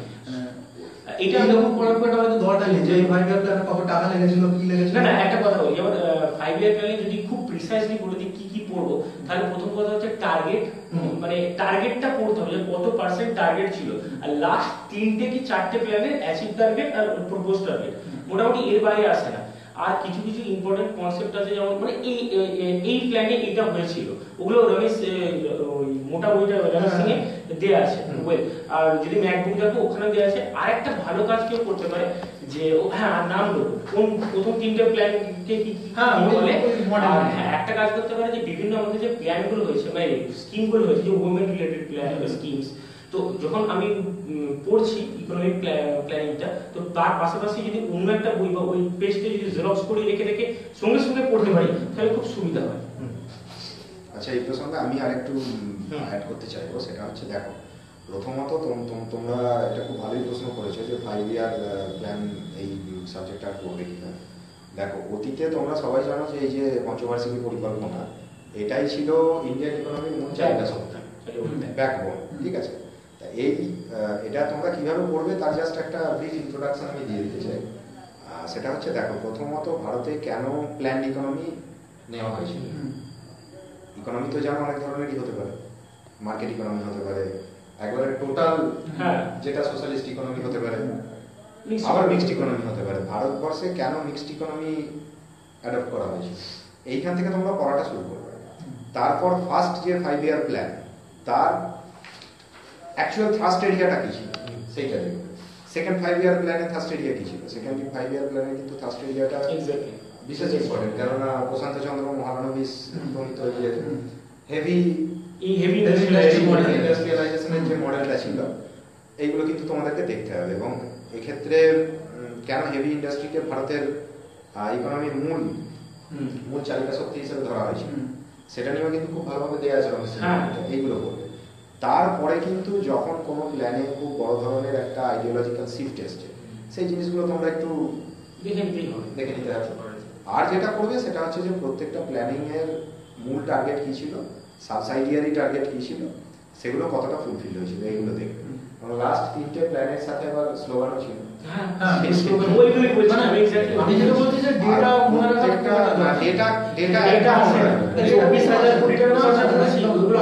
এগুলো বইয়েতে দেওয়া থাকে, দেখেছি যে প্ল্যান টোটাল প্ল্যান আউটলে এটা ছিল, ইন্ডাস্ট্রির জন্য এতটা ইয়ারমার্ক করা ছিল, এগ্রিকালচারাল ডেভেলপমেন্টের জন্য এত টাকা ইনভেস্ট করার প্ল্যান ছিল, ঠিক আছে। এগুলো মোটেই ইম্পর্টেন্ট না, কোনো ফিগার মনে রাখার কোনো দরকার নেই, জাস্ট জেনারেল টার্গেট কি ছিল এবং সেই টার্গেটটা কতটা অ্যাচিভ হয়েছিল এইগুলো দেখতে। বেসিক ব্যাপারটা প্রত্যেকটা প্ল্যানিং এর আন্ডারে কিন্তু পার্টিকুলারলি কিছু মানে একবারই অবজেক্ট ওরিয়েন্টেড স্কিম লঞ্চ করা হয়েছে, যেমন গরিবি হটাও এলিমিনেশনের জন্য একটা স্কিম তখন লঞ্চ করা হয়েছে। তা সেইগুলো সম্পর্কে একটু ব্রিফলি বলে ডিটেইলসে মানে জাস্ট মোটামুটি কোন গ্যান্ড বা কোন সাল তার কিছু কিছু যেমন কিছু কিছু ইম্পর্টেন্ট স্কিম আছে, যেমন কিসের জন্য কোথায় ফার্স্ট হয়েছিল, যেমন তোমার তারপরে ইয়ে আছে একটা আরআইডিএফ অপারেশন ব্ল্যাকবোর্ড, এরকম টাইপের গ্রাম সেটা কি হয়েছে না, তো এগুলো খুব ইম্পর্টেন্ট, মানে এগুলো ইয়ার পরে কোনটা কার সঙ্গে মার্চ করে গেছে, স্বর্ণ জয়ন্তী শহরে রোজগার যোজনা তার সঙ্গে আবার একটা মার্চ করে গেছে, পরে কার সঙ্গে মার্চ যেমন ইন্দিরা আবাস যোজনাটা কি হয়ে গেছে, প্রধানমন্ত্রী আবাস জাস্ট এগুলো পড়বে আর কিছু না। মানে সব মিলিয়ে কিন্তু যদি তোমরা এই পঞ্চবার্ষিক পরিকল্পনা চ্যাপ্টারটা পড়ো, এর এফেক্টিভ লেন্থ হবে 5 to 10 পেজেস। হ্যাঁ। আর এখানেতে আর একটা কোয়েশ্চেন, সুরজিৎ গায়েন বলছে যে সায়েন্স টেক কিভাবে পড়বো, কারণ সায়েন্সটা আমি দুর্বল, আমি কি মডারেট প্রিপারেশন নিয়ে পাস করে যাওয়ার জন্য অন্যান্য সাবজেক্টগুলো যেগুলো স্ট্রং সেগুলো প্রিপেয়ার্ড হতে পারি, সেগুলোতে একটা বেশি টাইম দিতে পারি? সেই যেটা নিয়ে আলোচনা করেছি সেটা অলরেডি আলোচনা তো না ভাই, এটা একদমই করো না, এভাবে হয় না। প্রথমেতে যেটা দুর্বল সাবজেক্ট সেটাকে মনে হয় যে তোমরা সায়েন্স এন্ড করতে বলছো। টেকনোলজিতে দুর্বল, তাহলে সেই জায়গাটায় নিজেকে একটু সশক্ত করার চেষ্টা করো। Try to empower yourself in that area. আর মজার কথা হচ্ছে সায়েন্স এন্ড টেকনোলজিটা শুনতে যতটা ছোট লাগে, ওটা এখন 4টে ভাগ কি 5টা ভাগে বেরিয়ে যাবে। পরীক্ষার প্রিলিমিনারির পর আমি বলবো যারা নতুন তারা একদম ট্রাই করো না, ভেটেরানরা কিছু না কিছু পড়ে রাখে, যারা 1 বছর কি 2 বছর দিচ্ছে তারা অলরেডি একটা বেসিক কনসেপ্ট আছে, তারা জানে যে নিউক্লিয়ার রিঅ্যাক্টর কি রকম হয় কি রকম, তাদের এক্সট্রা কিছু ইনফরমেশন লাগলে তারা ওটাকে অ্যাড করে নিতে পারবে। কিন্তু যারা নিউ তারা একদম তোমার বেসিক কনসেপ্ট গুলো থাকতে হবে। কারণ সায়েন্স সাবজেক্টটাই কিন্তু অনেকটাই কনসেপ্ট বেসড, যদিও ডব্লিউবিসিএস এর মূলত ইনফরমেটিভ কোশ্চেন পড়ে, কিন্তু কনসেপ্ট গুলো মোটামুটি কিছুটা জানতে হবে। মানে নিউক্লিয়ার বেসিক কনসেপ্ট গুলো যদি তোমরা একবার আয়ত্ত করে নিতে পারো, তারপর যে সুবিধাটা হবে সেটা হচ্ছে যে বেসিক কনসেপ্ট গুলো যদি ঠিক থাকে, যেমন একটা বাড়ির ভিতটা যদি ঠিক থাকে, তারপর সেখানে কিন্তু যত খুশি ফ্লোর অ্যাড করা যায়, সেরকম তোমাদের যদি বেসিক কনসেপ্টের জায়গাগুলো ঠিক থাকে, মানে at least you have to know some basics, তারপরে কিন্তু যখন খুশি তোমরা সেই জায়গাটাকে আপগ্রেড করতে পারো, আরো নতুন নলেজ সেখানে অ্যাড করতে পারো। কিন্তু এই বেসিক জায়গাটা জানবো না আমি, এইটা মোটামুটি একটা প্রিপারেশন নেবো, কাজ চলা হচ্ছে, যেখানে আমি স্ট্রং সেখানে বেশি নেবো, এইভাবে কিন্তু হয় না। মানে এটা কোনো পার্মানেন্ট সলিউশন নয়, কারণ 1 বছর হতে বেরিয়ে যাবে, কিন্তু পরের বছর হয়তো একটা কোশ্চেনও পারবে না, এরকম ব্যাপার। আর প্রেফার করা উচিত যে নতুন মানে সায়েন্স এন্ড টেকটা পুরোপুরি মানে 4 মাসের জন্য ছেড়ে দেবো, সেটা না করে একদম ডিজাস্টার হয়ে গেলেই হয়ে যেতে হবে। হতেই পারে। আর এখন আর শুধু সায়েন্স এন্ড টেকনোলজি নয়, তার সাথে কিন্তু এনভায়রনমেন্ট, হ্যাঁ এখন এনভায়রনমেন্ট, কম্পিউটার, আগে বছর মেকানিক্স বা ইলেকট্রনিক্স থেকে প্রচুর কোশ্চেন দিয়েছে। এবং অনেকে ভাবছে যে এগুলো কেন পড়ছে, এর ফলে প্রিপারেশন নিতে অসুবিধা হবে, এটা কিন্তু নয়। কেননা যে প্রশ্নগুলো পড়েছিল ওগুলো খুব বেসিক কোশ্চেন, হ্যাঁ মানে কিছু কোশ্চেন একটু এদিকে থাকে, হ্যাঁ, বা মডার্ন বায়োলজি, মডার্ন ফিজিক্স ওগুলো খুবই ইজি, জাস্ট ওগুলো অনেকে ওই ফিল্ডগুলোতে প্রিপারেশন নেয় না, সেই জন্য হয়তো উত্তর করতে পারে। তো আদারওয়াইজ প্রিপারেশন নিয়ে কোশ্চেনগুলো যথেষ্ট ইজি। এবং কিছু তো প্রশ্ন পড়েছিল যেগুলোকে জাস্ট কমন সেন্স দিয়ে অ্যান্সার দেওয়া যায়, যেমন জাঙ্কি মেলকে কি বলে, হ্যাঁ স্প্যাম বলে, সবাই জানে। জানি যদি কারো মেল অ্যাকাউন্ট থাকে তাহলে সে দেখতে পারে মেসেজ ঢুকে, তো এটা আর এগুলো ওই জন্যই দেয় যাতে মানে একটা ওরিয়েন্টেড মানে যে যাকে সিলেক্ট করবে তার সে সব দিকটা মোটামুটি জানি। মানে সিভিল সার্ভিস জিনিসটা সেটা যে কাউকে ভালো অবজার্ভ করতে হবে, হ্যাঁ, যে ভালো অবজার্ভ করতে পারে সে সিভিল সার্ভিস করতে পারে। নিরুপম বাসু বলছে যে সায়েন্স থেকে ইউজুয়ালি রিটার্ন কম আসে, তো টাইম কি কম দেবো? রিটার্ন বলতে এক্স্যাক্টলি মানে এক্স্যাক্টলি ও বলতে চাইছে ইনভেস্টের এগেইনস্টে এখানে ডিভিডেন্ড কম আছে। হ্যাঁ ব্যাপার নেই। এটা দেখো এই বছর প্রিলিমিনারিতে এরকম একটা ঘটনা ঘটেছে বটে, তবে এই ট্রেন্ডটা সে কন্টিনিউ করবে এরকম কিন্তু নয়। মানে তুমি যেমন আজকে বলছো যে সায়েন্স এন্ড টেকনোলজিতে ইনভেস্টমেন্টের চেয়ে ডিভিডেন্ডটা অনেক কম আছে, তুমি প্রচুর ইনভেস্ট কিন্তু ব্যাপারটা হচ্ছে ইনভেস্টমেন্ট কম করলে রিটার্ন আসবে না। যদি তুমি ইনভেস্টমেন্ট একবারে বন্ধ করে দাও তাহলে তো কোনো রিটার্ন আসবে না। আর ফিউচারে কিন্তু হতে পারে, যেমন এখন তোমার হয়তো মনে হচ্ছে যে হিস্ট্রি, জিওগ্রাফি, পলিটি, ইকোনমি এইগুলোতে ইনভেস্ট কম করলেও প্রচুর রিটার্ন আসছে, এই ট্রেন্ডটা কিন্তু রিভার্স হতে পারে। মানে এমনও কখনো কোনো বছর হতে পারে যে তুমি ইকোনমিতে এই জিনিস দেখতে পাবে। আর তাছাড়া ইনভেস্ট করলে কিন্তু কিছু এলো না, অথচ সায়েন্সে যারা মডারেট ইনভেস্টমেন্ট হ্যাঁ, করেছিল তারা কিন্তু তারা ঠিকঠাক প্রচুর পেয়ে ডিভিডেন্ড dividend পেয়ে গেল। এটা ভাই শেয়ার বাজারে ইনভেস্ট করার মতো, বুঝলে? না এরকম রিস্কি পরিকল্পনা আমি বলবো না দেওয়া, কারণ 2015 যদি হিস্ট্রি কোশ্চেন কেউ দেখে তাহলে সে বললো আমি তো ইনভেস্ট করবো না এখানে, সব তো কোশ্চেন। কিন্তু 2016 তে যদি দেখো তুলনামূলক অনেকটাই, কিন্তু আবার সায়েন্স সব তো কি কোশ্চেন হবে সেটা আর কারোর হাতে নেই। এটার একটা সেন্টেন্সে সবথেকে মনে হচ্ছে এটা ready করে রাখতে হবে। Modern তোমাকে science প্রত্যেকটা ফিল্ডে ইকুয়ালি ইনভেস্ট করতে হবে, হুম। টাইম এন্ড এনার্জি, আদারওয়াইজ কিন্তু হবে না। আর কেন হবে না আমি যথেষ্ট বুঝিয়েই বললাম, আমরা বুঝতে পারছি। পল্লবী সাহা জিজ্ঞাসা করেছে ল অপশনাল নিয়ে কিভাবে প্রিপেয়ার হবো, আমার আইডিয়া নেই, তোমাদের আইডিয়া থাকলে বলো। আমরা তো কেউ অ্যাকচুয়ালি ল ব্যাকগ্রাউন্ড থেকে আসিনি, তাই সরি এটার অ্যান্সার। হ্যাঁ পল্লবী, আমরা হেল্প করতে পারলাম না কিছু তোমাকে সাজেশন দিয়ে। অপশনালের প্রসঙ্গে তাহলে বলি, প্রণব মাহাতো জিজ্ঞাসা করেছে, আরো অনেকেই জিজ্ঞাসা করেছে হিস্ট্রি অপশনাল যেটা মোস্ট পপুলার, সেটার জন্য কিভাবে প্রিপেয়ার হবে। হিস্ট্রি অপশনাল অভিষেকের ছিল, সৌভিকের ছিল, তোমার ছিল। আচ্ছা, তো তোমরা দুজন বলো তাহলে যে কি রকম ভাবে হিস্ট্রি অপশনাল। ইনফ্যাক্ট এরকম কোয়েশ্চেন করেছে যে কি ধরনের বইগুলো তারা চুজ করবে হিস্ট্রি অপশনালের জন্য। তো বই চাইছে জানতে যে হিস্ট্রি বুক যেগুলো তোমরা সাজেস্ট করবে অপশনাল। আচ্ছা সৌভিক, চল এই বিষয়টা নিয়ে একটা ব্রিফ ইন্ট্রোডাকশন আজকে দিয়ে দেওয়া যাক। আর তুই শুরু কর, প্রথম দেখ। হ্যাঁ। এটা দুভাগে ভাগ করবে। হ্যাঁ। যদি কেউ বাংলা প্রিপারেশন নিতে চায় সে কিভাবে নেবে, এটা ফার্স্ট অফ অল। আর তারপর যদি কেউ ইংলিশে প্রিপারেশন নিতে চায় সে কি বই ফলো করবে। আজকে অ্যাটলিস্ট বুক লিস্টটা দিয়ে দেয়। হ্যাঁ, মানে প্রথম থেকে যদি কেউ অপশনাল নিয়ে সিরিয়াস থাকে, তো সব থেকে যেটা বেস্ট জায়গা হচ্ছে মানে পরীক্ষাটা যে দেবো মোটামুটি তো 1 বছর আগে থেকেই সবাই প্রিপারেশন নেয়। তো 1 বছর আগে থেকে ফার্স্ট যেটা শুরু করতে পারে সেটা যদি এটা অপশনাল শুরু করতে পারে, এটা একটা খুব ভালো জায়গা। তো এবার যেটা হচ্ছে হিস্ট্রি নিলে একটা, এটা কিন্তু হিস্ট্রিতে একটা বেনিফিট পাওয়া যায়। তো আমাদের হিস্ট্রিতে 100 নাম্বার থাকে, তো 100তে জায়গাটা থাকে কি যে আইল্যান্ড থাকে, মেডিভালও থাকে, এনসিয়েন্টও থাকে। তো আমাদের এক্সট্রা অপশনালের জন্য অনলি 100 নাম্বার পড়তে হয়, সেটা ওয়ার্ল্ড হিস্ট্রির জন্য পড়তে হয়। এবং প্রিলিমিনারিতে 50 মার্কস আছে। প্রিলিমিনারিতেও 50 মার্কস আছে। তো হিস্ট্রি নেওয়ার বেনিফিট এটাই যে অনেকটা কভার করে দেয়। কিন্তু হিস্ট্রি নেওয়ার একটা অসুবিধাও আছে, আগে থেকে বলে রাখছি হিস্ট্রি নেওয়া তো হিস্ট্রিতে নাম্বার কিন্তু খুব বিশাল যে স্কোরিং, এটা কিন্তু এবং প্রশ্নগুলো কিন্তু খুব হ্যাঁ প্রশ্নও কিন্তু ডিফিকাল্ট আসবে। অ্যাজ সবথেকে বেশি ক্যান্ডিডেট এখানে আছে, কম্পিটিশন হাই হিস্ট্রিতে। এটা একটা 60% এর হ্যাঁ, মধ্যে ক্যান্ডিডেট হ্যাঁ। শুধু হিস্ট্রি না, 60% বেশি। হ্যাঁ 60% বেশি হয়। তো এটা একটা প্রবলেম হিস্ট্রি। তো এবারে ব্যাপারটা হচ্ছে কেউ যদি ইংলিশে শুরু করতে যায়, প্রথম যেটা আছে যে প্রিসাইজ কনসাইজ অনেক কনসেপ্টই অনেকক্ষণ আমি বলেছি, তো আমি তো সেটাই করেছিলাম, সেটাই পড়া উচিত। তো প্রথমে যেটা হচ্ছে এনসিএন্ট যদি শুরু করি, আর.এস. শর্মার বইটা দেখতে পারে। আর.এস. শর্মা খুব প্রিসাইজলি লেখা আছে এবং খুব সুন্দর, পড়তেও ভালো লাগবে। ওই বইটা পড়লে মোটামুটি এনসিএন্ট একটা গ্রাফ করা যাবে। তারপরে যদি কেউ আরো বেশি পড়বো মনে করে পড়তে পারে, তবে অ্যাটলিস্ট শুধু আর.এস. শর্মাটা পড়েও পড়ে দেওয়া যাবে আছে। তারপরে যেটা আছে মেডিভেলের জন্য সতীশচন্দ্র বই খুবই ভালো। আর আয়রনটার জন্য বিপিনচন্দ্র যে মডার্ন ইন্ডিয়া বইটা আছে ওটাও পড়া যেতে পারে। আর ওর সঙ্গে মানে পাশাপাশি রেখে ওই স্পেকট্রামের রাজীব আইরের যে বইটা আছে ওই বইটা পড়তে হবে। ছোট বই। হ্যাঁ, রাজীব আইরের বইটা বেশ কিছু জায়গায় খুব ছোট আছে, ওগুলো বিপিনচন্দ্রের মডার্ন ইন্ডিয়াটা পড়তে হয়ে যাবে। কিন্তু ওই স্ট্রাগল ফর ইন্ডিপেন্ডেন্স পড়াটা ভালো, আপনি পড়তে পারবেন বলছি না, কিন্তু প্রচুর সময় লাগবে, অনেক বড় বই। এবং বইটা খুব বাস্ট। হ্যাঁ, বইটা হচ্ছে তারপর 600 পাতা ওই বইটা যদি তোমরা পড়ো তাহলে কিন্তু ওটায় তোমরা যে তথ্য পাবে বা যে বিশেষ করে যে ধরনের আইডিয়াগুলো পাবে, যে ইন্টারপ্রিটেশনটা পাবে, সেইটাকে কিন্তু তোমাদেরকে ব্যালেন্স করার জন্য, কেননা বইটা যেই পড়েছে বুঝতে পারবে বইটা কিন্তু অত্যন্ত বায়াসড। মানে বিভাজনের কথা বলছি। বিপিনচন্দ্রের হ্যাঁ, বই, ইন্ডিয়া স্ট্রাগল ফর হ্যাঁ, ইন্ডিপেন্ডেন্স, বইটা একটু biased। Totally biased. বইটা নিঃসন্দেহে খুব ভালো, পড়লে কিন্তু তোমরা ঋদ্ধভাবে অনেক জ্ঞান সঞ্চয় করতে পারবে, কিন্তু বায়াসড। ওইটা করলে কিন্তু ওটা তোমাকে যে বায়াসটা দেবে সেইটাকে ব্যালেন্স করার জন্য ফ্রম প্লাসি টু পার্টিশন বলে একটা বই আছে, শেখর মুখোপাধ্যায়ের লেখা। খুব ভালো বই। এই বইটা কিন্তু বাংলা এডিশনও আছে। এই বইটা বাংলাতেও পাওয়া যায়, বাংলায় নামটা হচ্ছে পলাশি থেকে পার্টিশন। এই বইটাকেও কিন্তু তার সাথে পড়তে হবে।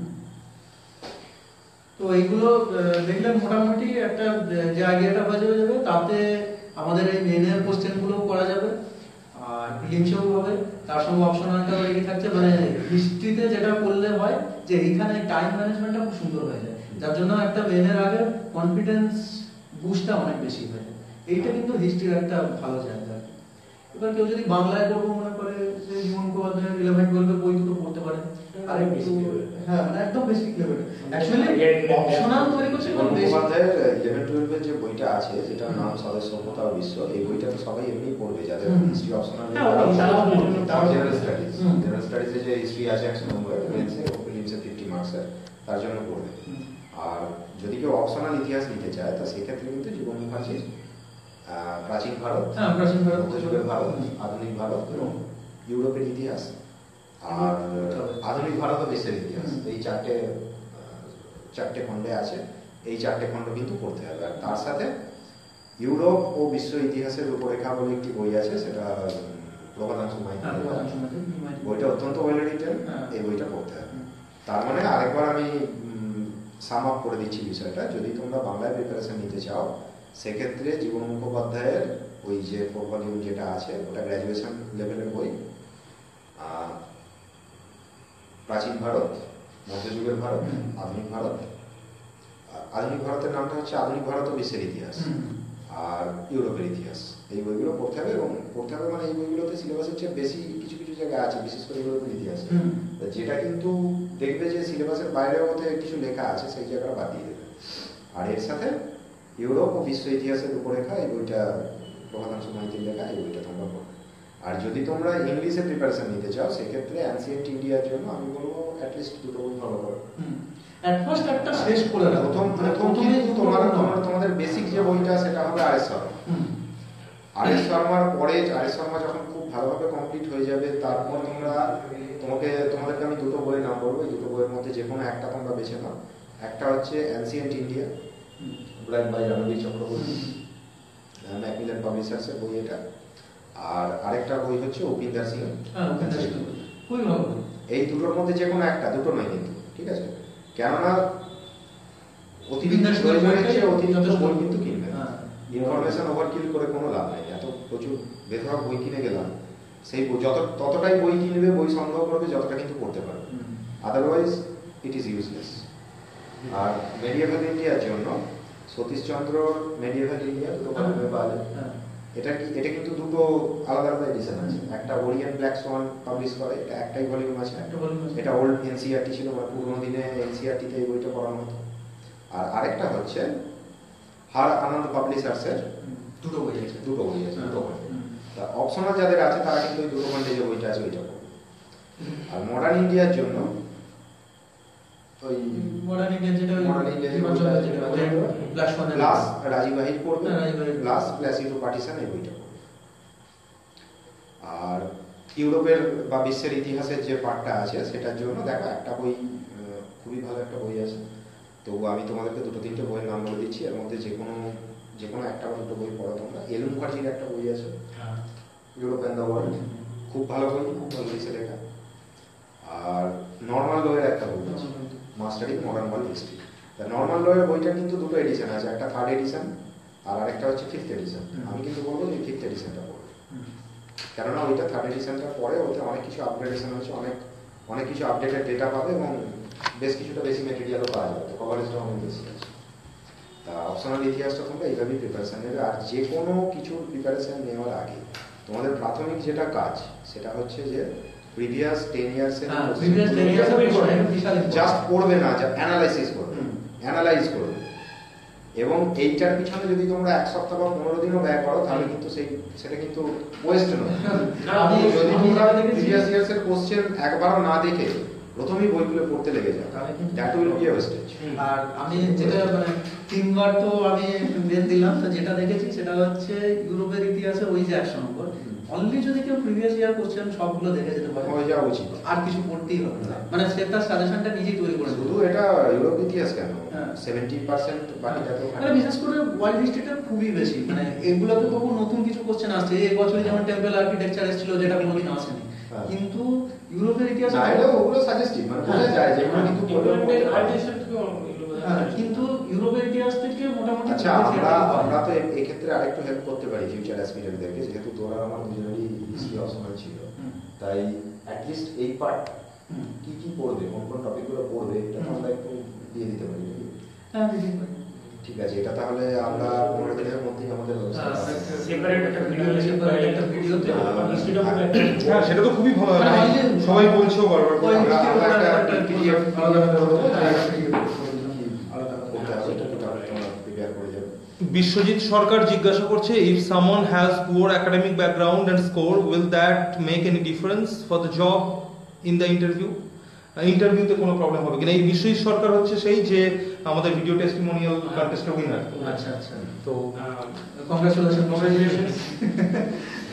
এটা অবশ্য অনেক মানে অনেকে না না, এটা কোনো এফেক্টই পড়ে না। না, না, একদম effect পড়বে না। না ভাই, এইটা নিয়ে একদম তুমি চিন্তা করো না। দেখো, ইন্টারভিউ নয় কিন্তু এটা আমাদের WBCS যেটা হয় সেটা পার্সোনালিটি টেস্ট, ঠিক আছে? এখানে তোমার পার্সোনালিটিটাকে জাজ করার জন্য ওনারা বসেন। ইন্টারভিউ মানে পার্সোনালিটি টেস্ট বোর্ডের যে মেম্বাররা থাকেন তারা ওই জন্য বসেন। তোমার পাস্ট একাডেমিক রেকর্ড কি সেইটা নিয়ে তোমাকে কোনোভাবে হিউমিলিয়েট করতে বা তোমাকে এম্বারাস করতে নয়। তুমি ইন্টারভিউ দিতে যখন যাবে তখন কিন্তু আমিও ইন্টারভিউ বলছি এটাকে, কারণ ইন্টারভিউ বললে বোঝে সবাই বেশি। তো তখন কিন্তু তুমি একদম নিজের যে অতীতের একাডেমিক রেকর্ড যাই হোক না কেন সেটাকে নিয়ে এম্বারাসড হবে। কেননা দেখো, তুমি যখন মেন কোয়ালিফাই করে হ্যাঁ এটাই, হ্যাঁ।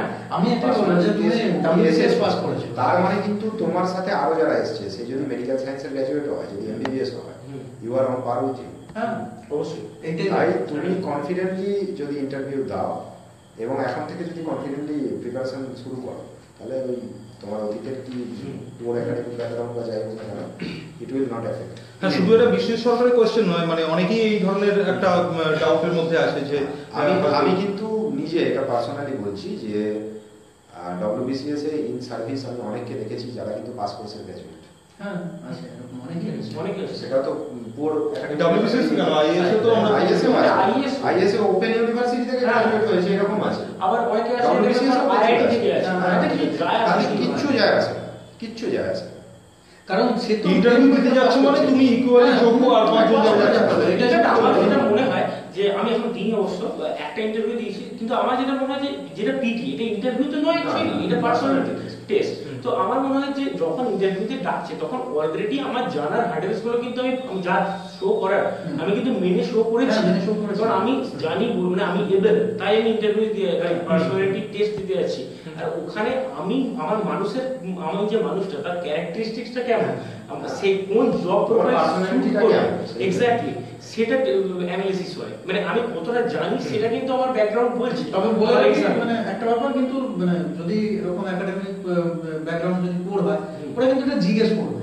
হ্যাঁ কেন, মানে একটু জিজ্ঞেস embarrass করার করবে, চেষ্টা কিন্তু করবে। তুমি একটু এমবারাসড হবে না। হ্যাঁ, একদম। তোমার না, মানে একাডেমিক এটা- রেকর্ড যা এটা সেটা তুমি কনফিডেন্টলি বলবে। হ্যাঁ, একদম সত্যি কথা। কারণ স্ট্রেস মোমেন্টে ফেলবে ওটা। ওটা স্টেজ মনে করবে, এটাই দেখতে চাই। এবং আমার মনে হয় যেমন ধরো যদি আমি বলি, তোমাকে হয়তো জিজ্ঞেস করলো যে তুমি মাধ্যমিকে কত পেয়েছো, অ্যান্ড সাপোজ যে তুমি মাধ্যমিকে হয়তো 40% পেয়েছিলে, তুমি সেটা কনফিডেন্টলি বলবে যে sir I scored only 40% in my মাধ্যমিক এক্সামিনেশন। এটা কনফিডেন্টলি বলে দিই। এর জন্য তুমি এমবারাসড এরকম যদি কিছু দেখাও, হ্যাঁ। তাহলে কিন্তু তোমাকে ওনারা যে মার্কস দেবেন তাতে একটু নেগেটিভ ইম্প্যাক্ট। হ্যাঁ, সেটাই নেগেটিভ। কিন্তু তুমি যাই পেয়েছো সেটা কনফিডেন্টলি বলবে। কনফিডেন্স বলি। এবং আরেকটা জিনিস Cause টা বলবে, একদম যেটা true cause আরেকটা সেটা জিনিস সেটাই। বলবে, তুমি কিন্তু ওই প্রশ্নটাকে এড়িয়ে যাওয়ার চেষ্টা করবে। না, মানে যাতে সেটা নিয়ে কোনো গিল্টি ফিলিংস বা না, খারাপ তার ব্যাপার জন্য না কিন্তু হতেই পারে। কারণ লাইফে আরে ভাই, একটা জিনিস বোঝো, তুমি পরীক্ষা দিয়েছো, তুমি তোমার তাতে খুব একবারে স্টার্লিং রেজাল্ট আসুক অথবা পুয়ার রেজাল্ট আসুক, সেটা নোবডি ইজ বিজনেস। হ্যাঁ। তুমি এখানে একটা জবের ইন্টারভিউ বা পার্সোনালিটি টেস্টের জন্য এসেছো, এতদূর তুমি আসতে পেরেছো, সেটার জন্য তুমি কোয়ালিফাই। ব্যাস, তো বাকি ওই যে ব্যাপারগুলো রয়েছে সেগুলোকে you have to face all these things with confidence, with a positive mindset. এইটার জন্য মাইন্ডসেটটা বলবো। আরেকটা যেটা ঘুরিয়ে ওরা করে যে ধরো কারো গ্র্যাজুয়েশন খুব ভালো মার্কস, হ্যাঁ, তখন ওরা অবভিয়াসলি জিজ্ঞাসা করবে যে তুমি রিসার্চ বা অন্য মানে ওরিয়েন্টে কেন গেলে না, WBCS কেন। সেক্ষেত্রে অনেকে মানে একটা মানে নেগেটিভ চিন্তা ভাবনা নিয়ে উত্তর দেয়, সেটাও করা চলবে না। WBCS কেন করা, মানে অবভিয়াসলি WBCS টাকে স্টিক থাকতে হবে, ওরা ম্যানিপুলেট করবে কিছু কিছু। একটা কমন অ্যানসার আছে, অ্যাডমিনিস্ট্রেটিভ জব আমাদের বেশি একটা। হ্যাঁ, আর এর বেশি কিছু হয় না, একদম কমন অ্যানসার এটা। প্রণব মাহাতো জিজ্ঞাসা করছে, গ্র্যাজুয়েশন পাস কোর্সে জীবন মুখোপাধ্যায়ের বইটা আছে সেটার কথা বলছে কিনা অভিষেক দা। একদম এক্স্যাক্টলি আমি ওইটার কথাই বলছি। আরেকটা কোয়েশ্চেন এখানে আছে, জীবন মুখোপাধ্যায় পড়া হয়ে গেছে, এরপরে কি পড়বো হিস্ট্রির জন্য, দেবশ্রী রায় জিজ্ঞাসা করেছে। আচ্ছা, জীবন মুখোপাধ্যায় মানে ওই কি গ্র্যাজুয়েশনের ওই যে সেটা ডিটেল লেখা নেই, এক্সপেক্ট করা যাচ্ছে সেটাই। আচ্ছা, যদি তুমি ওইটা সাকসেসফুলি কমপ্লিট করে নিয়ে থাকো তাহলে এবারে রিভিশন দাও, তাছাড়া আমি একটা যেটা আর 11 যেটা অনেক বললো সেটা অপশনালের জন্য পড়ে, তাহলে আমি যেটা বলবো প্রিভিয়াস ইয়ার কোশ্চেন গুলো নিজে দেখুন, সেটা যদি ও দেখে যে ভালো অ্যান্সার করতে পারছি বা কোনো জায়গায় অসুবিধা নিশ্চয় হবে যেগুলো আটকাচ্ছে, সেগুলো অন্য কোনো জায়গা থেকে দেখুন, সেটা পিমাইতি বইটা বলা হয়েছে তখন ওটা থেকে দেখুন, মানে অ্যাডভান্স স্টাডিটা কিন্তু এবার ওকে যেহেতু ওর প্রথম যে বেসিক লেভেলটা হয়ে গেছে, তো এবার কিন্তু ওকে কোশ্চেন ধরে দেখতে হবে। জাগরি ভৌমিক দাশগুপ্তা লিখেছে how to cover the whole syllabus in 6 months. এইটা একটা প্রিসাইজ প্ল্যান আছে, যেটা হয়তো আমরা কিছুদিনের মধ্যে আমি হয়তো দিয়ে দেবো। আমি যে প্ল্যানটা ফলো করি ওটা 3 মাসের প্ল্যান, মানে যদি দুবার রিভাইজ হয়ে যাবে ওটা। কিন্তু একটু নিজে, হ্যাঁ অবশ্য আমি বলে নিই এটা সবার সুটেবিলিটিটা একরকম নয়, মানে আমি যার কাছ থেকে হয়তো ওই ব্যাপারটা বা যেখান থেকে আমি নিজেকে নিয়েছিলাম অ্যাড করেছিলাম তার কিছু চেঞ্জেস ছিল, আমি ওর মধ্যে কিছু মডিফিকেশন করেছি। সো নিজের সুটেবিলিটি অনুযায়ী ওটা করতে হবে। তবে এই টাইপের মানে আমি বলবো তো হাতে সময় নিয়ে, মানে মিনিমাম 6 মাস তো অবশ্যই 6 মাস তো লাগবে। ওই মানে যদি একটা পার্টিকুলার শিডিউল ফলো করলে 6 মাসের মধ্যে সিলেবাস কমপ্লিট করা যায়, এটা মিথ নয়, এটা প্র্যাকটিক্যালি সম্ভব। কারণ দাদা যেটা বারবার বলেছে যে সবটা না পড়ে স্মার্ট স্টাডি করতে হবে। কারণ দেখো সবটা পড়লে কি তুমি সবটা জানলে, কিন্তু রিটেন কতটা করতে পারছো সেটা খুব ইম্পর্টেন্ট। হ্যাঁ, রিটেন করতে হবে, কারণ রিটেন করতে হবে। আমি শুধু জেনে গেলাম পরীক্ষার খাতায়, আমি আলটিমেটলি সেই প্রচুর জানি, সবাই জানে আমি কোনো কিছু জানি। প্রিপারেশনের প্রত্যেকটা স্টেজে you have to apply your concept. হ্যাঁ এক্স্যাক্টলি। আর আরেকটা কথাকে তোমাদের প্রিপারেশনের মূল মন্ত্র করো, এটাই হোক তোমাদের প্রিপারেশনের মোটো। সবচেয়ে ইজিয়েস্ট ওয়েতে যদি কিছু করা যায়, দ্যাট ইজ দ্য বেস্ট। হ্যাঁ হ্যাঁ সবচেয়ে এক্স্যাক্টলি। ইজিয়েস্ট ওয়েটা ফলো করো। আর আমি আরেকটা কথা বলবো, জাস্ট একটা কথা। যদি আমি ধরে নিই যে আমি প্রত্যেকটা সাবজেক্ট 1 সপ্তাহ করে দেবো, তাহলে আমার 4 সপ্তাহ 1 মাস, মানে আমার 1 মাসে, এটা এফেক্টিভ স্টাডির ক্ষেত্রেই বলছি, 1 মাসে গোটা 4টে মানে এমসিকিউ মানে চাঙ্কটা আমার শেষ হয়ে যাচ্ছে। তাহলে আমি হিসের মতো যদি কেউ লিনিয়েন্ট হয় তার 2 মাসে হবে, মানে 6 বার রিভাইজ দিতে পারবো। আই থিঙ্ক 1 বছরের বিসিএস এর জন্য 6 বার রিভাইজ মানে অনেক, মানে অনেক, মানে এটা করা যায়, এটা ইম্পসিবল। একদম ইম্পসিবল। হ্যাঁ, বিভিন্ন এরকম শর্ট স্ট্র্যাটেজি। হ্যাঁ হয়তো তাই করেছে। হ্যাঁ এক্স্যাক্টলি। নেমোনিক্স আছে, নেমোনিক্স গুলো মানে হ্যাঁ অনেক রকম যেমন যেটা শুট করে, কেউ হয়তো লং পড়ে ভালো করতে পারছে, কেউ শর্ট পড়ে, সেটা তার উপর সূর্যকান্ত লোহা জিজ্ঞাসা করছে যে please discuss about descriptive Bengali and English, এই দুটো পেপার কি রকম ভাবে পড়বে, বা তোমাদের যদি কোনো বই সাজেস্ট করা থাকে। বই এখানে বই সাজেস্ট করা ইংলিশের জন্য তোমার যদি মানে ইংলিশ রাইটিং স্কিলটাকে একটু ইমপ্রুভ করতে হয়, তো সেক্ষেত্রে পিকেদের সবাই বিশেষ করে ট্রান্সলেশন আছে, ট্রান্সলেশনটা তো নিশ্চয়ই ওইটা থেকে প্র্যাকটিস করতে হবে। ট্রান্সলেশন আছে যেগুলো ওটা একটু ডিটেইলসে তুমি বলবে, আমি একটু আসছি। পিকেতে সরকার মানে 11-12 এরটা সরকার, হ্যাঁ secondary English Anglo Bengali edition যেটা ওটা ক্লাস 10 এর ছিল। আর বাকি যে সেকশনগুলো আছে মানে 15-16 এর দেখবি যেটা এসেছে, ওগুলো থেকে যেটা আসছে যে কারেন্ট মানে জিনিসের উপর থেকে বেস করে রিপোর্টিং এসছে বা ওই টাইপের ডায়ালগ এসছে, তো ওগুলো করতে গেলে কিন্তু কারেন্ট অ্যাফেয়ার্স এর উপর ভালো করে একটা গ্রাফ থাকতে হবে, যে মানে জিনিসগুলো মনে রাখতে হবে। সোজাসাপটা বলতে গেলে যেটা বোঝায় যে ইংলিশটা, যেটা ইংলিশের কোশ্চেন আমাদের হয়, আমার মনে হয়, এটা আমার পার্সোনাল ভিউ, যে শুধুমাত্র তোমার গ্রামাটিক্যাল নলেজ বা পাণ্ডিত্য দেখার জন্য কিন্তু কোশ্চেনটা করছে না। ডব্লিউবিসিএস যেমন একটা হোলসেম অ্যাপ্রোচ, সুতরাং ওরা দেখবে যে তোমার ওরিয়েন্টেশনটা কেমন। অবশ্যই। সো আমি বলবো যে যদি লেখার হয়, লেখার জন্য গ্রামাটিক্যাল সেন্সে বেস্ট হয়, যেটা পিকেন সরকার বললো। হ্যাঁ, ওর মধ্যে ট্রান্সলেশন আর টেন্সটা খুব ভালো করে, ট্রান্সলেশনটার জন্য টেন্স খুব ভালো করে দেখতে হবে, কারণ ট্রান্সলেশনে প্রচুর প্রবলেম হয় টেন্সটা ভালো করে না জানা থাকলে। ভয়েস চেঞ্জটা পারলে একটু দেখে নিও। আর আমি বলবো মানে যে বিকেন্দ্র সরকার বললে একটা সুবিধা হয়। হ্যাঁ, ডব্লিউসিএস এরকম অনেকবার হয় যে ট্রান্সলেশন হ্যাঁ ওখান থেকেই চলে আসে, সেটা হলে তো এমনি আর হ্যাঁ সেটা একটা তো অবভিয়াসলি অ্যাডভান্টেজ সুবিধা। আর এমনি যদি ইংলিশটার কথা বলি, এর সাথে ট্রান্সলেশনের জন্য আরেকটা খুব ভালো বই আছে, ওটা এখনো আউট অফ প্রিন্ট কিনা আমি জানি না, ওটা হচ্ছে প্রোগ্রেসিভ ট্রান্সলেশন বাই এসি তে। হতে পারে এটা জানি এটা না, আমরা ঠিক জানি। ওটাও একটু রেকমেন্ড করবে যদি কেউ এটা পায় তো সেটা বলছে হ্যাঁ। এসিদের প্রোগ্রেসিভ ট্রান্সলেশন, সো এটা তোমরা দেখতে পারো। আর আমি বলবো যে অনেকেই এটা আমাকে বলে যে ইংলিশের জন্য এক্স্যাক্টলি আমি লেখার জন্য কি করব। যেমন ইংলিশে যদি ধরো আমাদের যেটা ইউএসএ এসেছিল যেটা reckless driving, auto policy, auto reckless driving, তো সেক্ষেত্রে এটা কিন্তু স্ট্যাটিক থেকে হবে না, এটা একটা খুব রিসেন্ট ঘটনা, কারণ 2016-তে এটা খুব ঘটছিল। তো এক্ষেত্রে আমি বলবো যে ইংলিশ ডেলি যদি পারো, এই ডেলি হয় না সাধারণত, তবে পারলে অন্তত সপ্তাহে একটা ইংলিশ এডিটোরিয়াল, হ্যাঁ 3 ডেজ এ উইকটা খুব ভালো প্রোগ্রাম। আর মানে অ্যানালিটিক্যাল মেথড ইউজ করতে হবে, হ্যাঁ। কি কি যেমন এবারে কোশ্চেনটাই এসেছিল যে আমি কি কি এবার সব কিন্তু অ্যানালিসিস এসেছিল, হ্যাঁ। যেমন ড্রাউট যেটা দিয়েছিল, মানে হ্যাঁ। প্রত্যেকটা কারেন্ট অ্যাফেয়ার প্রত্যেকটা অ্যানালিটিক্যাল মেথড। হ্যাঁ। তো সেক্ষেত্রে আমি বলবো যে এক কাজ করতে পারো, 3 ডেজ এ উইক অল্টারনেটিভ করো, 3 দিন পড়ো ইংলিশ এডিটোরিয়াল, একদম সহজ। কিন্তু পড়ো না, আমি রেকমেন্ড কেন করে নিই হিন্দুতে অ্যানালিটিক্যাল পার্টটা খুব ভালো, কিন্তু ওইটা পড়তে আমার যে লেভেলটা অবশ্যই লেভেলটা ভালো, কিন্তু প্রথমে যদি কেউ হিন্দু ধরে নেয় সে বুঝবে কম, মানে বুঝবে বেশি। সুতরাং বেস্ট হয় যদি ওই ইন্ডিয়ান এক্সপ্রেস বলে একটা, হ্যাঁ হিন্দুতে অনেক সময় হচ্ছে কি ইউনিফর্ম সিভিল কোড নিয়ে হয়তো একটা বিশাল বড় হ্যাঁ, বিশাল বড় analytical। কিন্তু সে হয়তো ইউনিফর্ম সিভিল কোড কি সেটাই জানে না, কিন্তু যেটা প্রবলেম হয় সেটা হচ্ছে ওয়ার্ডিং। বেশিরভাগ ছেলে ওয়ার্ডটা না বুঝতে পারে, সুতরাং পড়ে গেল, মাথায় কিছু ঢুকলো না, সেটা একটা প্রবলেম। তো একদম বেসিক লেভেলে একটা ইংলিশ এডিটোরিয়াল পড়ো 3 দিন, একটা বাংলা এডিটোরিয়াল পড়ো, পারলে আনন্দবাজার বায়াসটা একটু সরিয়ে ব্যাস যেভাবে ভাই ওটা হবে। এই সময়ের উপর পড়ে এই সময় কিন্তু আমার ভালো পড়ছে, এই সময় ভালো। এই সময় আরো কি করে ইমপ্রুভ করা যায় সেই নিয়ে আমি একটা সেপারেট ভিডিও না হয় করবো পরে। আর এক্ষেত্রে রাইটিং স্কিলটাই কিন্তু মেন, কেননা সিলেবাসের 80% হ্যাঁ। রাইটিং হ্যাঁ, সূর্যকান্ত লোহা লিখছে যে প্যাসেজ থেকে আনসার লেখার ব্যাপারটা একটু বলুন। 10 মার্কস করে থাকে, বাট কতটা লিখতে হবে সেটা বুঝতে প্রবলেম হচ্ছে। প্যাসেজ থেকে আনসার লেখার যে ব্যাপারটা আছে ওটা মানে আমরা আগে যেরকম পড়েছি, মানে আমাদের যখন রে মার্টিনের কোশ্চেন গুলো করতাম ওখানে একটা আনসিন আসতো মাধ্যমিকে, আমরা জাস্ট ওই প্যাসেজ থেকে তুলে দিতাম 2 লাইন যে এটা এখানে অ্যানসার জাস্ট। এখানে কিন্তু ওরকম ভাবে লিখলে হবে না, এখানে যেটা আছে যে যেটা জিজ্ঞেস করছে ওই প্যাসেজটা পড়ে আমাকে নিজে একটা সেন্ট্রাল থিমটা বুঝতে হবে, তারপর সেটাকে আমি নিজের ভাষায় এক্সপ্লেন করবো। তার মানে এটা নয় যে আমি বাইরে থেকে অনেক কিছু লিখছি, যেমন ওই 15 একবার ওই বিশ্বযুদ্ধ নিয়ে এসেছিল, তো ওখানে অনেকে এবারে বিশ্বযুদ্ধ নিয়ে যে এসেছিল, যারা হিস্ট্রি অপশনাল আছে তারা বিশ্বযুদ্ধ নিয়ে প্রচুর পড়াশোনা করেছে, তো তারা মানে প্রচুর বাইরের ইনফরমেশন দিয়েছে, ওরকম লেখার কোনো দরকার নেই। ওই প্যাসেজটুকুর মধ্যে যতটুকু দিয়েছে ওর সেন্ট্রাল থিমটা বুঝে জাস্ট ওটাকে এক্সপ্লেন করো। এক্স্যাক্টলি। হ্যাঁ। যদি আমি ষোলোর কথা যদি আমরা ষোলোর কথাটা বলি, ষোলোতে যে কোশ্চেনটা দিয়েছিল যে উঠোন ফাঁকা বা মনের একটা ফাঁক, সময়ের মনের ফাঁক, ফাঁক, সময়ের ফাঁক, এই যে ব্যাপারটা কি, ব্যাপারটা একটা লোনলিনেসকে ধরেছে। হ্যাঁ। তো এক্স্যাক্টলি মানে যেটা বলতে চাইছে সেটা হচ্ছে আমাদের মধ্যে একটা মানে ওই গ্যাপ, মানে আমি এক্স্যাক্টলি মনে করতে পারছি না ওই কি ছিল।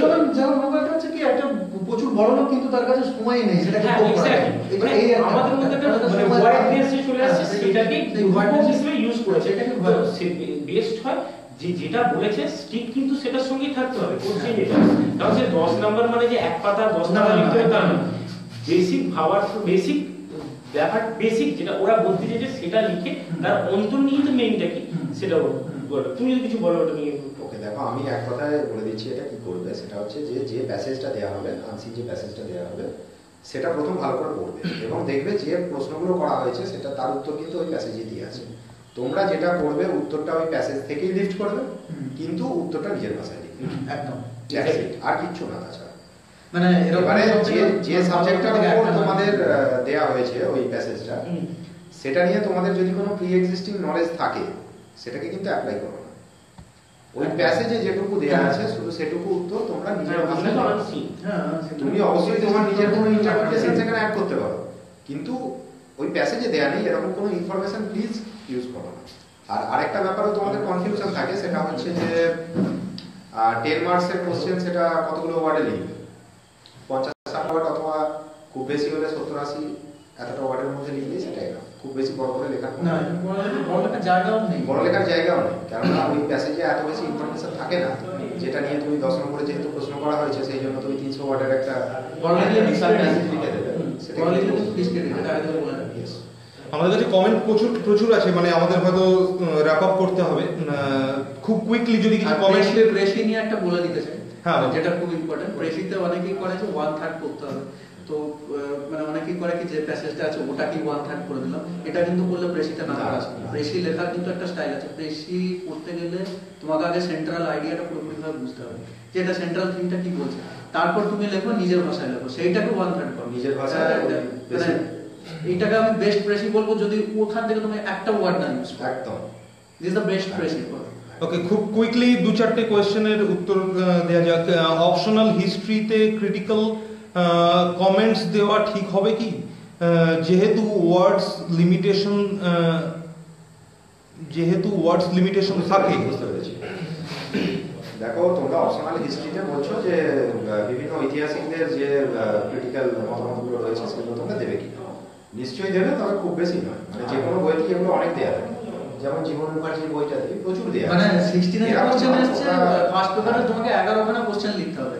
তো সেইখানে টাইম ম্যানেজমেন্ট বিশাল একটা দেখো এই ব্যাপারটাকে তুমি বেটার ডিল করতে পারবে আমার মনে হয় যদি তোমরা রেগুলারলি অ্যান্সার রাইটিং প্র্যাকটিস করো। প্রিভিয়াস ইয়ার্সের প্রশ্ন ধরে ধরে তোমরা কিন্তু অ্যান্সার রাইটিং প্র্যাকটিস করো। মানে আমি একটা যেটা যদি বলবো যে ভালো মক টেস্ট পাও সেগুলোও দাও, তাতে অসুবিধা নেই। মানে আর আমি একটা এক্ষেত্রে তোমাকে রুল অফ থাম্ব বলে দিতে পারি, সেটা হচ্ছে যে প্রত্যেকটা অ্যান্সারে 2 থেকে 3টের বেশি এরকম কোনো ফিডব্যাক অ্যাড করো।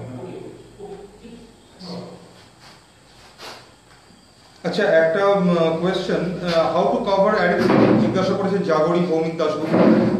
অ্যারিথমেটিক পোর্শনটা কিভাবে কভার করবে? তো ওটা তো প্রথমেই সবার প্রথম কভার করতে গেলে অ্যারিথমেটিক করতে হবে, কারণ কারোর যদি এরকম ব্যাপার থাকে, হয়তো অনেকে ডাব্লিউবিসিএস ছাড়াও অন্য পরীক্ষা দেবে, অ্যারিথমেটিকটা তো আমাদের সব জায়গাতেই লাগবে। তো আমার মনে হয় যে কেউ যখন এই ফিল্ডে আসতে চাইছে তার মানে একটা রিজনেবল মানে ইয়ে রাখতে গেলে তাকে অ্যারিথমেটিকটা ফার্স্ট কভার করতেই হবে এবং প্রতিটা চ্যাপ্টারই সেক্ষেত্রে করতে হবে। তোদের যদি কোনো ভালো বই জানা থাকে অ্যারিথমেটিক আমি বলবো বিসিএস এর জন্য সবথেকে ভালো হয় ওই আমাদের যেটা ওই এমটায়ারটা তো তোমার সূত্র সবাই ডাইজেস্ট করতে পারবে, তাড়াতাড়ি করা ওটা ব্যাংকিং সার্ভিস। এমটায়ারটা করলে করতে পারে, এটা অপশনাল। এবং আমি করেছি অ্যাকচুয়ালি ব্যাপারটা তো যে আমি প্রথমে সিজিএল দিয়েছিলাম, ওই জন্য এমটায়ারটা করেছি।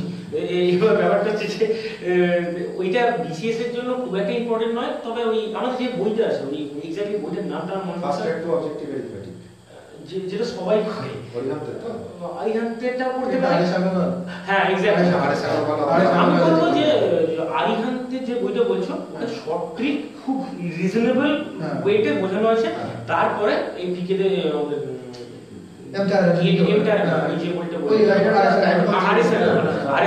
প্র্যাকটিসের জন্য খুব ভালো বই। আর এমন হয়েছে বিসিএস অনেক এবার হয়েছে 2016-তে তুলে দেয়, একদম তুলে দেয় কোশ্চেন। তো বিসিএস 2016-তে যেটা মানে হয়েছে সেটা হচ্ছে জিআই কোশ্চেন খুব লেন্দি, কিছু কিছু ম্যাথ কোশ্চেন লেন্দি, সোজা, কিন্তু এটা কিছু করার। এবার এখানে যদি কেউ বলে যে আমার স্কোর এলো না, আমি করতে পারছি না, মানে হতাশ হলে চলবে। তাই এবারে ভবিষ্যতে ওখানে কম ইনভেস্ট করব এরকম ভুল করব না, এটা একদম নয়, কারণ ম্যাথ খুব ইম্পর্টেন্ট। কারণ আমি একটা কথা বলছি, মানে ইনভেস্টমেন্টের ক্ষেত্রে কোনো পার্সিয়ালিটি দেখি না। মানে 2014 কোশ্চেনটা দেখছিলাম বা 2015 কোশ্চেনটাও কিছু ক্ষেত্রে দেখছিলাম, তো সেক্ষেত্রে ম্যাথটা মোটামুটি 2016 থেকে হয়তো একটু এদিক ওদিক একটু সোজা হয়েছে, কারণ লেন্দিটা কম। 2016 সালের এরিথমেটিক আর রিজনিং এর প্রশ্নগুলো কিন্তু ওই ইউনিক পাবলিশার্সের সিসাসটের যে বইটা আছে পেপার 2 ওইটা থেকে কিন্তু মনে হয় 90% কোশ্চেন। হ্যাঁ কোশ্চেন তো সোজা, কিন্তু ব্যাপারটা হচ্ছে যে আমরা যে প্যাটার্নে লেন্দি, মেন ব্যাপারটা যে লেন্দি। তো আমি একটা কথা বলবো যে এই ক্ষেত্রে যদি কেউ মনে করে যে আমি ম্যাথটা, অনেকে দেখবে ম্যাথটা নেগলেক্ট করে, আমি দেখেছি। মানে আমি প্রথম ম্যাথটা একটু নেগলেক্ট করতে পরে আমি ঠিক করে নিয়েছিলাম, যেমন ম্যাথস ব্যাকগ্রাউন্ড ছিল আমার, মানে সায়েন্স ব্যাকগ্রাউন্ড ছিল, কিন্তু ম্যাথটা নেগলেক্ট করলে কি হচ্ছে সব সাবজেক্টে জিকে ঠিক আছে, জিকের নাম্বারের পার্থক্য দেখবে 10, 20, ম্যাক্সিমাম 30। ম্যাথে কেউ 120 পাচ্ছে, কেউ 180, ওখানে ছিটকে বেরিয়ে ওই একটা সাবজেক্ট খুব ইম্পর্টেন্ট ক্রুশিয়াল। হ্যাঁ এই বছর যেমন ম্যাথ আর রিজনিং এর ক্ষেত্রে এখানে এক্সেল করার একটাই পদ্ধতি আছে, সেটা হচ্ছে you have to practice regular. অন্তত প্রতিদিন একটা যত প্র্যাকটিস করবে that will reflect in your marks. এবং মক টেস্ট দিতে হবে সেক্ষেত্রে, মানে মক টেস্ট দিতে হবে বিভিন্ন মক টেস্ট থেকে কোয়েশ্চেন অনেকেই করেছে যে মক টেস্ট কিভাবে দেবে, এরকম কোনো পোর্টাল।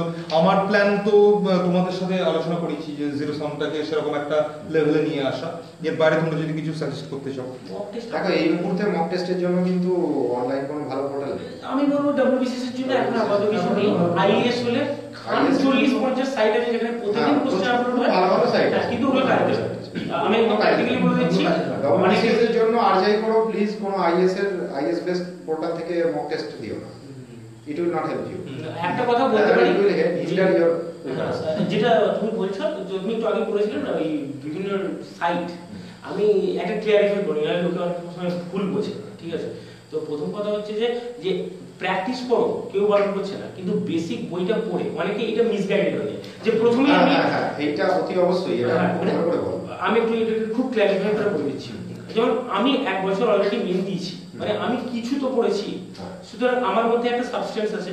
সুতরাং আমি এখন যদি প্রতিদিন ধরো 2 ঘন্টা 4 ঘন্টা 6 ঘন্টা আমি দিলাম, মানে আমার একটা ব্যাকগ্রাউন্ড স্টাডি আছে, সুতরাং আমার ওখান থেকে এক্সেল করছি বা আমি এমএস করছি। অনেকে আছে প্রথমেই ঢুকে শুরু করে দেয়। এবার কিছু সমস্যা হচ্ছে আমরা স্ক্রিন আউট করতে পারি, যারা 1 বছর দিয়েছি বা 2 বছর দিয়েছি বা 3 বছর দিয়েছি, যে কোন কোশ্চেনটা ইম্পর্টেন্ট কোন কোশ্চেনটা ইম্পর্টেন্ট নয়। সমস্যা হচ্ছে যারা নতুন তাদের কাছে তো সব কোশ্চেন ইম্পর্টেন্ট, কারণ তারা বইটা পড়েনি বা কোশ্চেনটা অ্যানালিসিস করে দেখেনি হয়তো। তো আমি বলবো যে প্র্যাকটিস করো, কিন্তু বেটার সারাদিন পড়ে না থেকে দিনের একটা পার্টিকুলার টাইম নির্দিষ্ট করে করো। আর হ্যাঁ, অনেকে দেখি যে আইএএস এর কোশ্চেন ধড়াধড় দিয়ে যাচ্ছে, বা কখনো কখনো আমরাও দিই, কিন্তু সেটা একটা পার্টিকুলার টার্গেট আছে। এমন অনেকে যারা আইএএস দেয় বা আইএএস বেশ পড়াশোনা করে, ওই কোশ্চেনগুলো তাদের জন্য। এরকম হওয়ার কারণে যে বিসিএস এ আসবে, বিসিএস এ কখনোই দেবে না যে এই দেশের একটা, যেমন আমি একটা কথা বলি, ল্যামিতে আর ইকুইভ্যালেন্টের মধ্যে পার্থক্য কোনোদিনই দেবে না, দুটো লাইন কি হয়তো খুব বেশি হলে দেবে একটা ল্যামিটা কোথায় বা ইকুইভ্যালেন্টটা কোথায় হয়েছে বা কি। সো এগুলো একটু ডিস্টিংগুইশ করে ভাবতে হবে। প্রথমেই পোর্টাল নয়, প্রথমে বই পড়ো, একটা বেসিক বই পড়ে বারবার পড়ো। তারপর আরএস আগরওয়ালের বইটা যথেষ্ট প্র্যাকটিস আছে, সেগুলো প্র্যাকটিস। প্রণব মাহাতো ওটাই জিজ্ঞাসা করছে, আরএস আগরওয়ালের ম্যাথ বুকটা কি বলছেন, মানে ম্যাথ বুকের কথা বলছেন? আরএস আগরওয়ালের একটাই মানে ও রিজনিং এর জন্য না না, আমরা যেটা বলছি আমরা অ্যারিথমেটিকটা বলছি, রিজনিংটা ওই ছাড়া আমি বলি রিজনিংটা ওই ক্যাটফ্যাট থেকে করতে পারো, কিন্তু ক্যাটফ্যাট থেকে করে একদম এই বছর থেকে মানে এই বছর অনেকে হয়তো ভাববে যে বড় প্যাটার্নের কোশ্চেন, বড় প্যাটার্নের কোশ্চেনটাই পড়ো, অ্যানসারটা কিন্তু এক লাইন। ব্যাপারটা হচ্ছে যে সোজা, মানে আমি কয়েকটা করেছিলাম শেষ দিক থেকে পড়তে শুরু করে বুঝতে পেরেছি যে টাইম লাগবে, কিন্তু হ্যাঁ মানে কোশ্চেনটা পড়তে টাইম লাগে। ক্যাট লেভেলে কোশ্চেন হয় না, কোশ্চেন খুব ইজি হয়। বেসিক লেভেল থেকে করে গেলে 95% কোশ্চেন ঠিকঠাক প্র্যাকটিস করে গেলে পারবে। আর রিজনিং এর যেটা ব্যাপার হচ্ছে, রিজনিং মানে ফর্মুলাগুলো জেনে তারপর অনলি প্র্যাকটিস করতে হয়, ওটা কিন্তু মানে আমি কোন ওয়েতে পড়ছি সেটা বইয়ে ওইভাবে আছে বলে আমাকে ওই ওয়েতে পড়তে হবে এরকম না না, মানে আমি নিজের যেটা সুবিধা হয় সেই ওয়েতে। হ্যাঁ, সব সময় সব কোশ্চেন সলভ হবে না, সেই মোমেন্টে অনেক সময় সলভ হবে না, কিন্তু তাহলে এরকম হওয়ার কারণে যে আমি পারবো না, প্রত্যেকটা কোশ্চেন সবাই পারবে। একদম। দিব্যেন্দু পাল লিখেছে advance happy birthday to Souvik sir. ও আচ্ছা আচ্ছা, সৌভিকের জন্মদিন আছে কালকে। ও তাহলে তো আমাদের পার্টি লাগবে। Is eat your real birthday? বুঝলো, বললাম 25 হয়ে গেছি না, বললাম। আচ্ছা, কারেন্ট অ্যাফেয়ার্স নিয়ে অনেকেই কোয়েশ্চেন করছে, মেনের জন্য কারেন্ট অ্যাফেয়ার্স চট করে বলে দাও। কি বলবেন? অভিষেক বলুন। হ্যাঁ, কারেন্ট অ্যাফেয়ার্স মেনের জন্য, মানে কারেন্ট অ্যাফেয়ার্স কিভাবে পড়বে মেনের জন্য? ওই আর কি। মেনের জন্য কারেন্ট অ্যাফেয়ার্স, অ্যাচিভার্স, অ্যাচিভার্স আমরা ওইটাই পড়েছি, ওইটা পড়ো। এবারে তা তোমার যদি মনে হয় যে ওটা পড়ার পরও তোমার কিছু স্পেয়ার টাইম থাকছে, তো তাহলে ইউ ক্যান পিক আপ প্রতিযোগিতা দর্পণ। হ্যাঁ, তবে একটা কথা বলবো, কি অ্যাচিভার্স কি প্রতিযোগিতা দর্পণ, এতে কিন্তু কারেন্ট অ্যাফেয়ার্স রিলেটেড নিউজগুলো তো দেওয়াই হয়, তারপর একটা নিউজ অ্যানালিসিসও থাকে। অ্যানালিসিস পার্টটা ডব্লিউবিসিএস এর জন্য খুব বেশি পড়ে কোনো আর যদি ইন্টারভিউয়ের সময় ইন্টারভিউ লাস্ট মাসে অ্যানালিসিস পার্টে লাস্ট মাস পড়ে ইন্টারভিউয়ের যে current affairs that will B different from the current affairs. হ্যাঁ, ওই রকম current affairs liner current affairs থেকে ডিফারেন্ট। তাই এখানে কিন্তু নিউজ অ্যানালিসিসটায় খুব বেশি গুরুত্ব দেওয়ার কোনো কারণ নেই, কারণ ডব্লিউবিসিএস এর কারেন্ট অ্যাফেয়ার্স থেকে অ্যাট লিস্ট কোনোদিনই কোনো অ্যানালিটিক্যাল কোশ্চেন আসবে না, ঠিক আছে? তবে ওই জন্য ওতে ইংলিশ বাংলার জন্য যেটা বললাম, যদি ওই লোকটা ওইটার জন্য বললে আমি বলবো যে সেটা মানে ভিশনাইজেস এর একটা ইয়ে আছে, সব থেকে তো আসে না, ন্যাশনাল থেকে ন্যাশনালটা পড়লে হয়, এনভায়রনমেন্ট ওই দুটো মডিউল যদি 6 মাসের লাস্ট কম্পাইল করে পড়ে তার হয়ে যায় এনভায়রনমেন্টাল। আর এখানে আরেকটা একটা ব্যাপার আছে, আমি বলি কারেন্ট অ্যাফেয়ার্স পড়তে যে আমি অনেকে শুনেছি, হ্যাঁ অনেক টপার্স বলে যে আমি ফ্রন্ট লাইন পড়ি, আমি ইপিডব্লিউ পড়ি, আমি হেডএ পড়ি, আমি ওইটা শুনে অনেকে ওটা অ্যাডাপ্ট করতে যায়। এই প্রবলেমটা কি একটা ডিবাগে হয়ে যায়। এবার মানে আমি একটা কথা বলে দিই, দেখো ভাই, এই বিষয়ে আমি একটাই কথা বলবো যে আমিও স্পেয়ার টাইম আমার এরকম এই India today, Outlook, line, down to earth, এরকম বহু ম্যাগাজিন পড়েছি, বুঝেছো? কিন্তু আমার এই ইন্টেলিজেন্সটা আছে এটা ডিস্টিংগুইশ করার জন্য যে ওই পড়াগুলো কিন্তু আমাকে আমার এক্সাম প্রিপারেশনের ক্ষেত্রে বিশেষ কিছু হেল্প করেনি, এক্সেপ্ট দ্যাট এগুলো আমার রেগুলার কারেন্ট তাছাড়া কিন্তু অন্য কিছু করেনি। কথাটা বলবো, এটা খুব ঠিক কথা যে অনেকেই দাবি করে যে আমি ফ্রন্ট লাইন পড়েছিলাম বা এরকম পড়েছিলাম, তো দেখো এগুলো অ্যাবসার্ড কথা বলতে। না যদি সত্যি হয়, আমি যদি মেনে নিই, ধরো তুমি পড়েছো, ঠিক আছে, আমি ধরো তুমি ফ্রন্ট লাইন করেছো, এটা pause মেনে আমি যে করবে। করতে পারবো, টপারকে ফলো করলে কিটা ফলো করছি সেটা বোঝা দরকার। ধরো আমার ফ্রন্ট লাইন করার মতো মানে আমার ক্যাপাবিলিটি নেই, আমি পড়ে নিলাম, আমি নিচ্ছি প্রচুর ফ্রন্ট লাইন, কিন্তু বুঝতে কিছু আমি পারছি না, তাহলে আমার নামটা কিছু হচ্ছে নেট ক্যান জিরো। আর আমি এটা পার্সোনাল গ্যারান্টি দিয়ে তোমাদেরকে বলছি, আজ অব্দি ফ্রন্ট লাইন থেকে কোনো কোশ্চেন কিন্তু ডব্লিউবিসিএস আসে প্লাস বায়াস, ওটা প্লাস বায়াস। ফ্রন্ট লাইন একটা অত্যন্ত bias, front line India today দুটো অপোজিট আর দুটো অপোজিট বায়াস, দুটো অপোজিট দিকে বায়াস। ফ্রন্ট লাইন হচ্ছে সবসময় কমিউনিস্ট আইডিওলজি প্রচার করে এবং কমিউনিস্ট পার্টি অফ ইন্ডিয়ার মুখপাত্র বলা যায় এটা, ঠিক আছে। আর ইন্ডিয়া টুডে তার ঠিক অপোজিটটা, মানে বুঝতেই পারছো কি। আর আউটলুক আবার এই দুটোর মাঝামাঝি জায়গায় থাকে। আমি একটা কথা বলতে পারি, যদি কারো খুব ইচ্ছা হয় যে পড়বো, মানে এটা অনেকের ফ্যাসিনেশন থাকে, তো অনেক সময় ইন্টারভিউর ক্ষেত্রে কিছু সময় কাজে লেগে যায়, তো আমি বলবো যে ইন্টারভিউ পারপাসে যদি কেউ পড়তে চায় পড়তে পারে। যদি লাস্ট 6 মাসের কথা বলবো, বেশি তো দেয় না, মোটামুটি কি ঘটছে সেটা দেয়। তো ইপিডব্লিউ বলে একটা ম্যাগাজিন আছে, তার পিডিএফ ভার্সন থাকে, ঠিক আছে, তার গুগল ড্রাইভের লিংক থাকে, তো সেটা জাস্ট ইন্টারভিউয়ের থেকে 2-3 মাস বা 4 মাস খুব আমি মনে করি এখন যদি ইন্টারভিউ হয় তাহলে নাগা ক্রাইসিসটা হয়তো জিজ্ঞাসা করলেও করে দিতে পারে। তো সেটার অ্যানালিসিস মানে কি ঘটেছিল, কেন ঘটেছিল, এই দুটো ওয়ে আউট বলে এরকম কোশ্চেন কিন্তু একটা পসিবল ওয়ে আউট। হ্যাঁ, তো তবে দেখো এটা আমি বলবো ইপিডব্লিউ থেকে না করে বড় ভিশনের যে মান্থলি যে হ্যাঁ ওইটা অবভিয়াসলি অনেক প্রিসাইজ এটা কিন্তু হচ্ছে যে ওই রকম সব ম্যাগাজিনে যা হ্যাঁ। নিউজ এবং Publication নিউজের যে house। অ্যানালিসিস ওপিনিয়ন যা বেরিয়েছে তার ফিল্টার আউট। হ্যাঁ তার ফিগার অবভিয়াসলি। জামির মোহাম্মদ কি লিখছো বুঝতে পারছি না, ইংলিশ ভার্সন না বেঙ্গলি, তুমি যদি শোনো এখন তাহলে লেখো কোয়েশ্চেনটা ক্লিয়ারলি। সুজাউদ্দিন মন্ডল লিখছে পড়ার ক্ষেত্রে দিনে কটা বিষয় পড়বো আর সপ্তাহে বিষয়গুলো কদিন রুটিনে রাখবো, মানে উইকলি কিভাবে সাজাবে বা daily? 3টে বিষয় পড়া, মানে আমি সাজেস্ট করবো 3টে বিষয়। হ্যাঁ আমি তো বলবো বরং যে 3টে বা 2টো পড়ো, আর বেশি পড়ো না। 3টে খুব বেশি হলে 3টে। স্ট্রেস আউট করে লাভ নেই নিজেকে। না নিজে মানে 2 ঘন্টা, যদি 6 ঘন্টা পড়ো তাহলে কোনো লাভ নেই। মানে 2 ঘন্টা করে ভাগ করে নিয়ে সেগমেন্টটা আর বেস্ট হচ্ছে যদি আধ ঘন্টা অন্তত 5 মিনিট করে ব্রেক নাও, সেটা সবথেকে efficient. Actually 45 minute 45 minutes efficient যদি কারণ আমাদের হিউম্যানদের নরমাল অ্যাটেনশন স্প্যান ওইটা। হ্যাঁ ওরকম 45 মিনিট ছাড়া যদি তুমি 5 মিনিটের একটা জাস্ট 5 মিনিটের একটা রিফ্রেশমেন্ট ব্রেক নিয়ে নাও, তোমার ব্রেনের প্রোডাক্টিভিটিটা অপটিমাম থাকবে। হ্যাঁ পায়েল মুখার্জি, সৌম্য ভট্টাচার্য, এদের বক্তব্য যেটা যে খুব সংক্ষেপে কি পড়বো মেনের জন্য, হিস্ট্রি কম্পালসারি, যদি একটা দুটো বই পড়তে হয় তাহলে। মানে তুমি এমসিকিউ পারপাসে বলছো, সবচেয়ে সংক্ষেপে যদি তোমাকে পড়তে হয়, এবং দেখো এইভাবে পড়লে কিন্তু তুমি ম্যাক্সিমাম 70% বা 75% পেতে পারো, ঠিক আছে।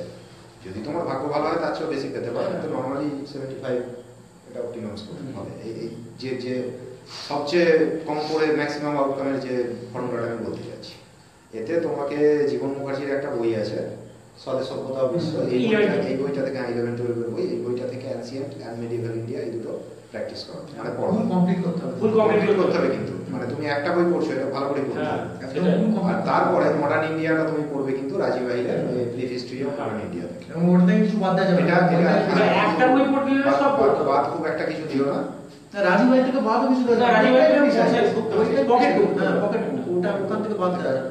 খুব বেশি বাদ দেয়, তবে হ্যাঁ ওতে কিছু মানে ওই বইটাতে অ্যাকচুয়ালি পড়ে শর্ট নোট বা শর্ট অ্যান্সার লেখার জন্য এমন কিছু মেটেরিয়াল দেওয়া আছে, এগুলোকে বেসিক্যালি ফিলার লাইনস বলে। ফিলার লাইনগুলো যেটা তোমার মনে হবে যে সলিড কিছু ইনফো আছে এখানটায়, জাস্ট সেই জায়গায় গ্রাস ইনফো করে পড়ে যাবে, অ্যানালিসিসে যাবে না। অ্যানালিসিসে যাবে না। ইভেন্টটা জেনে রাখলে সুজাউদ্দিন মন্ডল বলছে জিওগ্রাফির খুলনার বইটা খুব ফাস্ট, তাই কোন কোন চ্যাপ্টার গুলো বাদ দিয়ে পড়বো একটু বলে দিয়েছি। দেখো ভাই তুমি ভুল বুঝছো, খুলনারের যে মোটা বইটা আছে ওই 1500 পাতার, ওই বইটার কথা আমরা বলিনি। আমরা যেটা বলি সেটা হচ্ছে অ্যাক্সেস পাবলিকেশনের geography of India and world, যেটা প্রিলিজ, যেটা IAS এর প্রিলিজ, UPS এর প্রিলিজ, ওই বইটা পড়ো, ওটা খুব ভাস্ট নয়, ওটা বোধহয় 350 মতো কথা আছে। ওটা ছোট। আর যেটা ও যেটা বলছে সেটা খুবই ভাস্ট, মানে ইনফ্যাক্ট ওটা বড়। ওই বইটা ভাই পড়ো না, ওটা ওই বইটা তোমাদের ওটা জিওগ্রাফি অনার্স অবশ্যই অ্যাভয়েড করতে হবে। মানে ওটা যদি তোমার জিওগ্রাফি অপশনাল থাকতো তাহলে আমি বলতাম যে তুমি ওটা পড়ো, কিন্তু otherwise by no means should you read that book? আমি আমার যতদূর আইডিয়া যে জিওগ্রাফিটা একটু লিনিয়েন্টই করে দেয় ওরা, মানে একটু হ্যাঁ। লিনিয়েন্ট করে, একটু lenient। কারণ হিস্ট্রির উপর বেশ একটা হ্যাঁ। ভালো স্ট্রেস থাকে তো।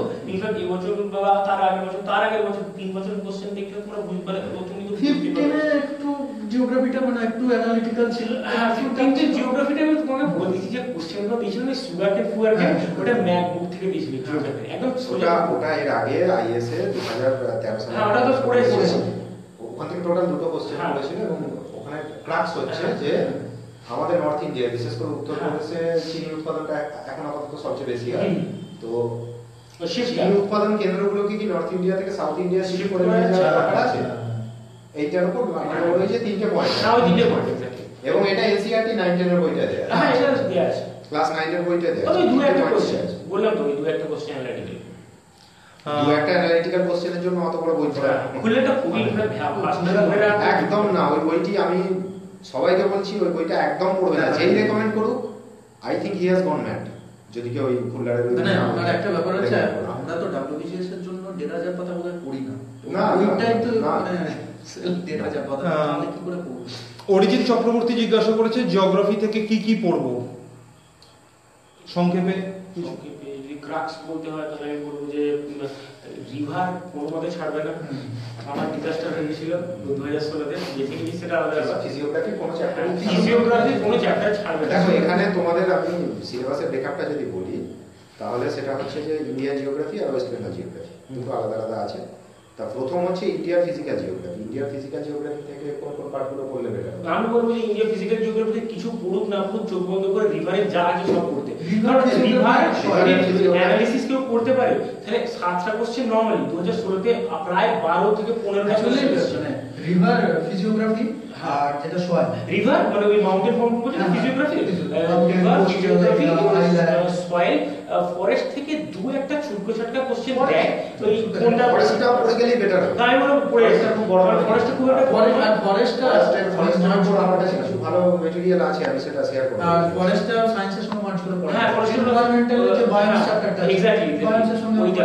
আর আর বাকি বলতে আর ক্লাইমেট হ্যাঁ, climate। ক্লাইমেটের মধ্যে খুব স্ট্রেস দেবে ওই বিভিন্ন জায়গায় যে আঞ্চলিক বায়ুগুলোর নাম। মূলত- আর হচ্ছে মোনিক্স ফনিক্স বলে একটা নাম আছে, এলিনো লানিনো। মেকানিজম আর অফ যেটা- মনসুন যেটা রেঞ্জ খুব এই বড় তিনটা আছে। হচ্ছে এখানে ক্লাস। মানে মিনারেলসের যে চ্যাপ্টারগুলো ওগুলো কিন্তু জাস্ট আচ্ছা, ওগুলো ট্যাবুলার ভাবে পড়াটা ইকোনমিক জিওগ্রাফিতে আসছে। হ্যাঁ ইকোনমিক economic জিওগ্রাফি geography। সেটা তুই একটু বলে দেখি। মিনারেলস যেটা আছে, ইন্ডাস্ট্রি যেমন আছে, এগ্রিকালচার, এগুলো থেকে কিন্তু যেরকম কোশ্চেন পড়ে মানে বইয়ে আছে প্রচুর বহু পাতা জুড়ে সব কোশ্চেন আছে, কিন্তু সেরকম কিছু আসে না। মানে বেশিরভাগই আসে যে যেমন ধরো তোমাদেরকে যদি একটা ছোট্ট উদাহরণ দিই যে ভারতবর্ষে আখ উৎপাদন কোন কোন স্টেটে হয়, তা তুমি যে কোনো বই খুললে দেখবে যে ওরকম র্যাঙ্কিং করে দেওয়া আছে। হ্যাঁ। 5টা 7টা স্টেটের নাম দেওয়া আছে। তোমাকে এতটা পড়ার দরকার নেই, জাস্ট ফার্স্ট 3টে স্টেট। ফার্স্ট তিনটে বললেই হবে। প্রোডাক্টিভিটিটা পড়বে আর রিয়েলিটিটা পড়বে, এইগুলো পড়তে হবে। এবং এটা একটা ট্যাবুলার রিপ্রেজেন্টেশন যদি করতে পারো তখন ভালো হয়। বেশ হয়। তাতে অনেক তাড়াতাড়ি পড়া হয়। এইগুলোই স্মার্ট স্টাডি, কিন্তু স্মার্ট স্টাডি অন্য কিছু না। অভিষেক মন্ডল বলছে যে জিওগ্রাফি কি অপশনাল হিসেবে স্কোরিং হবে? হ্যাঁ, করি। না, জিওগ্রাফি অপশনাল হিসেবে দেখো আমার কিন্তু 2013 সালে জিওগ্রাফি অপশনাল ছিল, বুঝলে? আর 2013-তে কিন্তু জিওগ্রাফি আমাকে ডুবিয়েছিল এবং শুধু আমাকে না অনেকেই ডুবিয়েছে জিওগ্রাফি অপশনাল। ওকে, জিওগ্রাফি অপশনালটা আমার মনে হয় তুমি নিতে পারো, কিন্তু একটু ভেবে চিন্তে নিও, কেননা খুব ভাস্ট। ওতে জিওগ্রাফি অফ ওয়েস্ট বেঙ্গল আছে, জিওগ্রাফি অফ ওয়েস্ট বেঙ্গল আছে, এবং সবচেয়ে মুশকিলের কথা হচ্ছে জিওগ্রাফি অফ ওয়েস্ট বেঙ্গলের উপর কোনো ভালো মেটেরিয়াল নেই। না, এটা ঠিক। আর কোনো মেটেরিয়াল নিজেকে কিন্তু বানাতে হবে, খুব ডিফিকাল্ট কাজ। আমি কিন্তু 2013 সালে এই নিয়ে গোটা পশ্চিমবাংলাটা চষে বেরিয়েছি, কোনো মেটেরিয়াল কিন্তু ভাই পাইনি। শুনেছি নাকি কল্যাণী ইউনিভার্সিটির এমএ বা এমএসসি সিলেবাসে বোধহয় এই সাবজেক্টটা আছে, কিন্তু ওদেরও কোনো মেটেরিয়াল নেই তেমন। ওদের ওই প্রফেসররা কিছু নোট দিয়ে দেয়, তার থেকে প্রশ্ন করে ওইভাবেই চলে ব্যাপার। তা আরেকটা ব্যাপার হচ্ছে যে ফিজিক্যাল জিওগ্রাফিতে কিন্তু কার্টোগ্রাফি আছে, মানে প্র্যাকটিক্যাল জিওগ্রাফি, ওইটাও কিন্তু তোমাকে ট্রাভেল দেবে, ঠিক আছে? তাই তুমি ভেবেচিন্তেই নিও ওটা, কেননা জিওগ্রাফি অপশনাল যারা নিয়েছিল তারা কিন্তু সবাই খুব আনহ্যাপি এখন সেটা নিয়ে। তাই ভালো করে প্রপারলি কনসিডার করে এইসব প্রোজ অ্যান্ড কনস গুলো তারপরেই তুমি ডিসিশনটা নিও। মাহিলা খাতুন, জামির মোহাম্মদ এরা জিজ্ঞাসা করছে what about anthropology optional? Good. আমি বলবো আমি এটা অ্যাকচুয়ালি একটা সুবিধা আছে, মানে যারা বায়োলজি স্টুডেন্ট বায়ো ব্যাকগ্রাউন্ডে তাদের ক্ষেত্রে খুব সুবিধা হবে, কারণ সেকেন্ড পেপারে প্রায় 50-60% ম্যাচ করে যাবে, ঠিক আছে?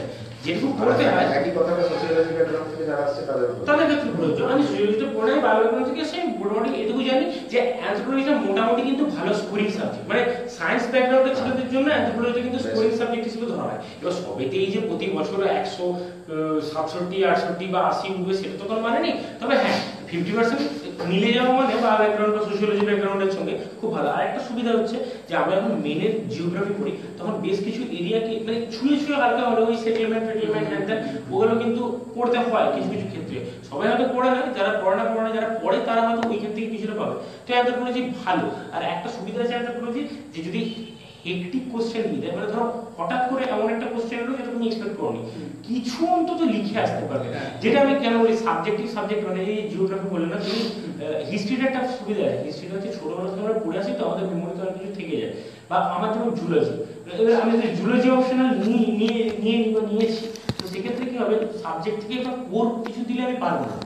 অ্যানথ্রোপোলজি বা সোশিওলজি থেকে কিছু লেখার অ্যাসপেক্টটা থাকে, 10 না পেলে 5 তো পাবো, ছেড়ে আসতে হবে। এটা খুব ইম্পর্টেন্ট, কারণ ছেড়ে আসলে 10-এ 10ই চলে যাবে। অ্যানথ্রো তো ফার্স্ট দিকটা আবার হিস্ট্রির সঙ্গে অনেকটা হ্যাঁ বেশ কিছু ব্যাপার মিলে যায়। অ্যানথ্রোপোলজির দুটো পার্ট আছে, একটা হচ্ছে জৈবিক নৃবিজ্ঞান হ্যাঁ বায়োলজিক্যাল অ্যানথ্রোপোলজি, আর আর একটা একটা হচ্ছে সমাজ সাংস্কৃতিক সোশ্যাল অ্যানথ্রোপোলজি বা social cultural anthropology.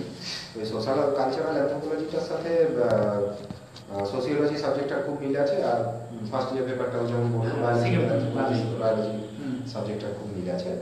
Optional subject হিসাবে এটা খুব স্কোরিং এবং প্রত্যেক বছর ধরো এই গ্রুপে অ্যাটলিস্ট 50 জন পায়। হ্যাঁ মোটামুটি খুব বেশি পড়তে হয় না, হ্যাঁ মনে হয় যে বিরাট বড় সিলেবাস, একটা আইডিয়া পাওয়া যায়। আর কোশ্চেনও কিন্তু সাধারণত মডারেটলি ডিফিকাল্ট না। 2015-তে কিন্তু খুব ইজি কোশ্চেন হয়েছিল, 2014-তেও ইকুয়ালি ইজি কোশ্চেন হয়েছিল, 2017-তে এই 2016-তে মনে হয় একটু টাফ হয়েছিল। তাই অ্যানথ্রোপোলজি নিঃসন্দেহে খুব ভালো একটা অপশন, তুমি নিতে পারো, অবশ্যই নিতে পারো। সোশিওলজির কথা জিজ্ঞাসা করছে অভিষেক মন্ডল সম্ভবত, সোশিওলজি অপশনাল হিসাবে। একটু আগে অ্যানথ্রোপোলজি জিজ্ঞেস করবে, সেটা আমার মনে নেই। না জিজ্ঞেস করেছিল। হ্যাঁ জিওগ্রাফি জিজ্ঞেস করছি। সোশিওলজি অপশনাল হিসেবে খারাপ নয়, তুমি নিতে পারো। সোশিওলজি আর অ্যানথ্রোপোলজি এই দুটো সাবজেক্ট আগে যখন দুটো অপশনাল ছিল তখন দুটো একসাথে নেওয়া যেত না, তা দুটো সাবজেক্টের মধ্যে অনেক ওভারল্যাপ আছে। সোশিওলজিও কিন্তু খুব ভালো সাবজেক্ট, নিতে পারো। যদি তোমার সোশিওলজি তুমি অতীতে কখনো পড়ে থাকো তাহলে নিলে খুব বেশি ভালো হবে। আর আদারওয়াইজ তুমি সিলেবাসটা একটু দেখো, আর ওর জন্য যে রেকমেন্ডেড বইগুলো রয়েছে সেগুলো একটু দেখো, আর তারপর প্রিভিয়াস ইয়ার্সের কোশ্চেনগুলো একটু দেখো। তারপরে যদি তোমার মনে হয় যে এই সাবজেক্টটা তুমি নিলে ঠিকঠাক পারফর্ম করতে পারবে তাহলে তুমি এটা নিতেই পারো। মানে জিওগ্রাফির ক্ষেত্রে যেমন বললাম কিছু রিজলভ করা যাবে না এই ধরনের প্রবলেম আছে, সোশিওলজিতে কিন্তু ওরকম কোনো প্রবলেম নয়, সেফ অপশনাল নেওয়া যেতেই পারে। আর সোশিওলজির আরেকটা অ্যাডভান্টেজ আছে, ওই রাইটিং সেকশনে কিন্তু সোশিও ইকোনমিক কনসেপ্ট থেকে বেশিরভাগ কোশ্চেন হয়, তো ওখান থেকে সোশিওলজি যদি কেউ পড়ে রাখে রিপোর্ট বা ওই জাতীয় বা যে ইজি হবে। মেটেরিয়াল অ্যাভেলেবিলিটি খুব ইম্পর্টেন্ট, মেটেরিয়াল অ্যাভেলেবিলিটি খুব ইম্পর্টেন্ট। সোশিওলজির উপর এগুলো আছে মানে জিওগ্রাফিতে কিন্তু নেই, জিওগ্রাফিতে কম, মানে তোমাকে তৈরি করতে হবে। মানে আমাদের অ্যানথ্রোপোলজিতে আছে, যদি এটা আইএএস এর জিওগ্রাফির যে সিলেবাস আর ডব্লিউবিসিএস এর সিলেবাস যদি এক হতো তাহলে কোনো প্রবলেম ছিল না, কিন্তু সিলেবাসটা এক নয়, পুরোপুরি আলাদা, মানে অনেকটাই আলাদা, প্রায় 50% আলাদা। তো সেই জন্য কিন্তু জিওগ্রাফির উপর কোনো খুব ভালো মেটেরিয়াল অ্যাভেলেবেল নেই। Readymade material. জিওগ্রাফি যদি তোমরা কেউই অপশনাল হিসেবে নিতে চাও সেটা কিন্তু খুব ভালোভাবে ভাবনা চিন্তা করে তারপর নেবে। সেটাই। আর কি প্রশ্ন আছে? হ্যাঁ, জুলজি অপশনাল কি স্কোরিং হবে সৌমিক সেন জিজ্ঞাসা করেছে, জুলজি বলতে পারবে? হ্যাঁ আমি এটা বলতে পারবো, কারণ দেখো এটা ডিপেন্ড করছে। প্রথম কথা হচ্ছে জুলজির দুটো অ্যাসপেক্ট আছে, ঠিক আছে? হ্যাঁ জুলজির দুটো অ্যাসপেক্ট আছে। একটা হচ্ছে যে এটা একটা আনকমন সাবজেক্ট, কম ছেলে নেয়, কম্পিটিশন খুব কম। হ্যাঁ এটা একটা প্লাস পয়েন্ট যে ইন্টারভিউ দেখবে মানে বেশ বুকে সাহস ভরে এই সাবজেক্টটা নিজে মানে আমি একটা কথা বলি, আমি বিশ্ববিদ্যালয়ে পড়েছি, বিশ্ববিদ্যালয়ে খুব জুলজিটা খুব স্কোরিং, মানে মোটামুটি পেন্টে গেলে 60% পাওয়া যায়, ঠিক আছে? তো সিলেবাস ম্যাচ করে না অন্য ইউনিভার্সিটি। কলকাতার বর্ধমানে হচ্ছে একটা সমুদ্র সমান সিলেবাস, সেই ইউনিভার্সিটির টপাররা নিতে ভয় পায়। তাহলে বুঝতে পারছো কিরকম গ্রেট সিলেবাস। এবার আরেকটা মাইনাস পয়েন্ট যেটা, এটা তো সুবিধা বললাম যে ইন্টারভিউ প্রেফার করবে, মাইনাস পয়েন্ট হচ্ছে ওর পেপার থেকে যদি দিয়ে দেয়, যদি তুমি কিছু মানে যদি ঠিকঠাক না রিপ্রেজেন্ট করতে পারো একদম নাম্বার পাবে না। এবার একটা কথা বলি, ম্যাক্সিমাম নাম্বার ওটা 37 কি বা 122 137, দুটো পেপার মিলে হয়তো দেখবে ওই 100 একটাতে 122 উঠছে, কোনোটাতে 130 উঠছে, ওর থেকে কম উঠছে। এবার সেখানে যদি অ্যানথ্রোপোলজি এগ্রিকালচারের সঙ্গে, এগ্রিকালচার একটা খুব ভাইটাল সাবজেক্ট, ওটা তো টোটালি অন্য বিষয়। অন্য বিষয়, মানে এবার কিছু কমপ্লিট করার সময় তো ওগুলো কনসিডার করতেই হবে। তো আমি বলবো যে কোর সাবজেক্ট, মানে যেগুলো কোর সাবজেক্ট, যেমন জুলজি, বটানি, এগুলো ফিজিক্স, কেমিস্ট্রি, এগুলো অ্যাভয়েড করাটাই বেটার। সাহস করে নিলে সেটা আলাদা ব্যাপার। সে তো কেউ, সে আমি একটা কথা বলি, একটা উদাহরণ দিই।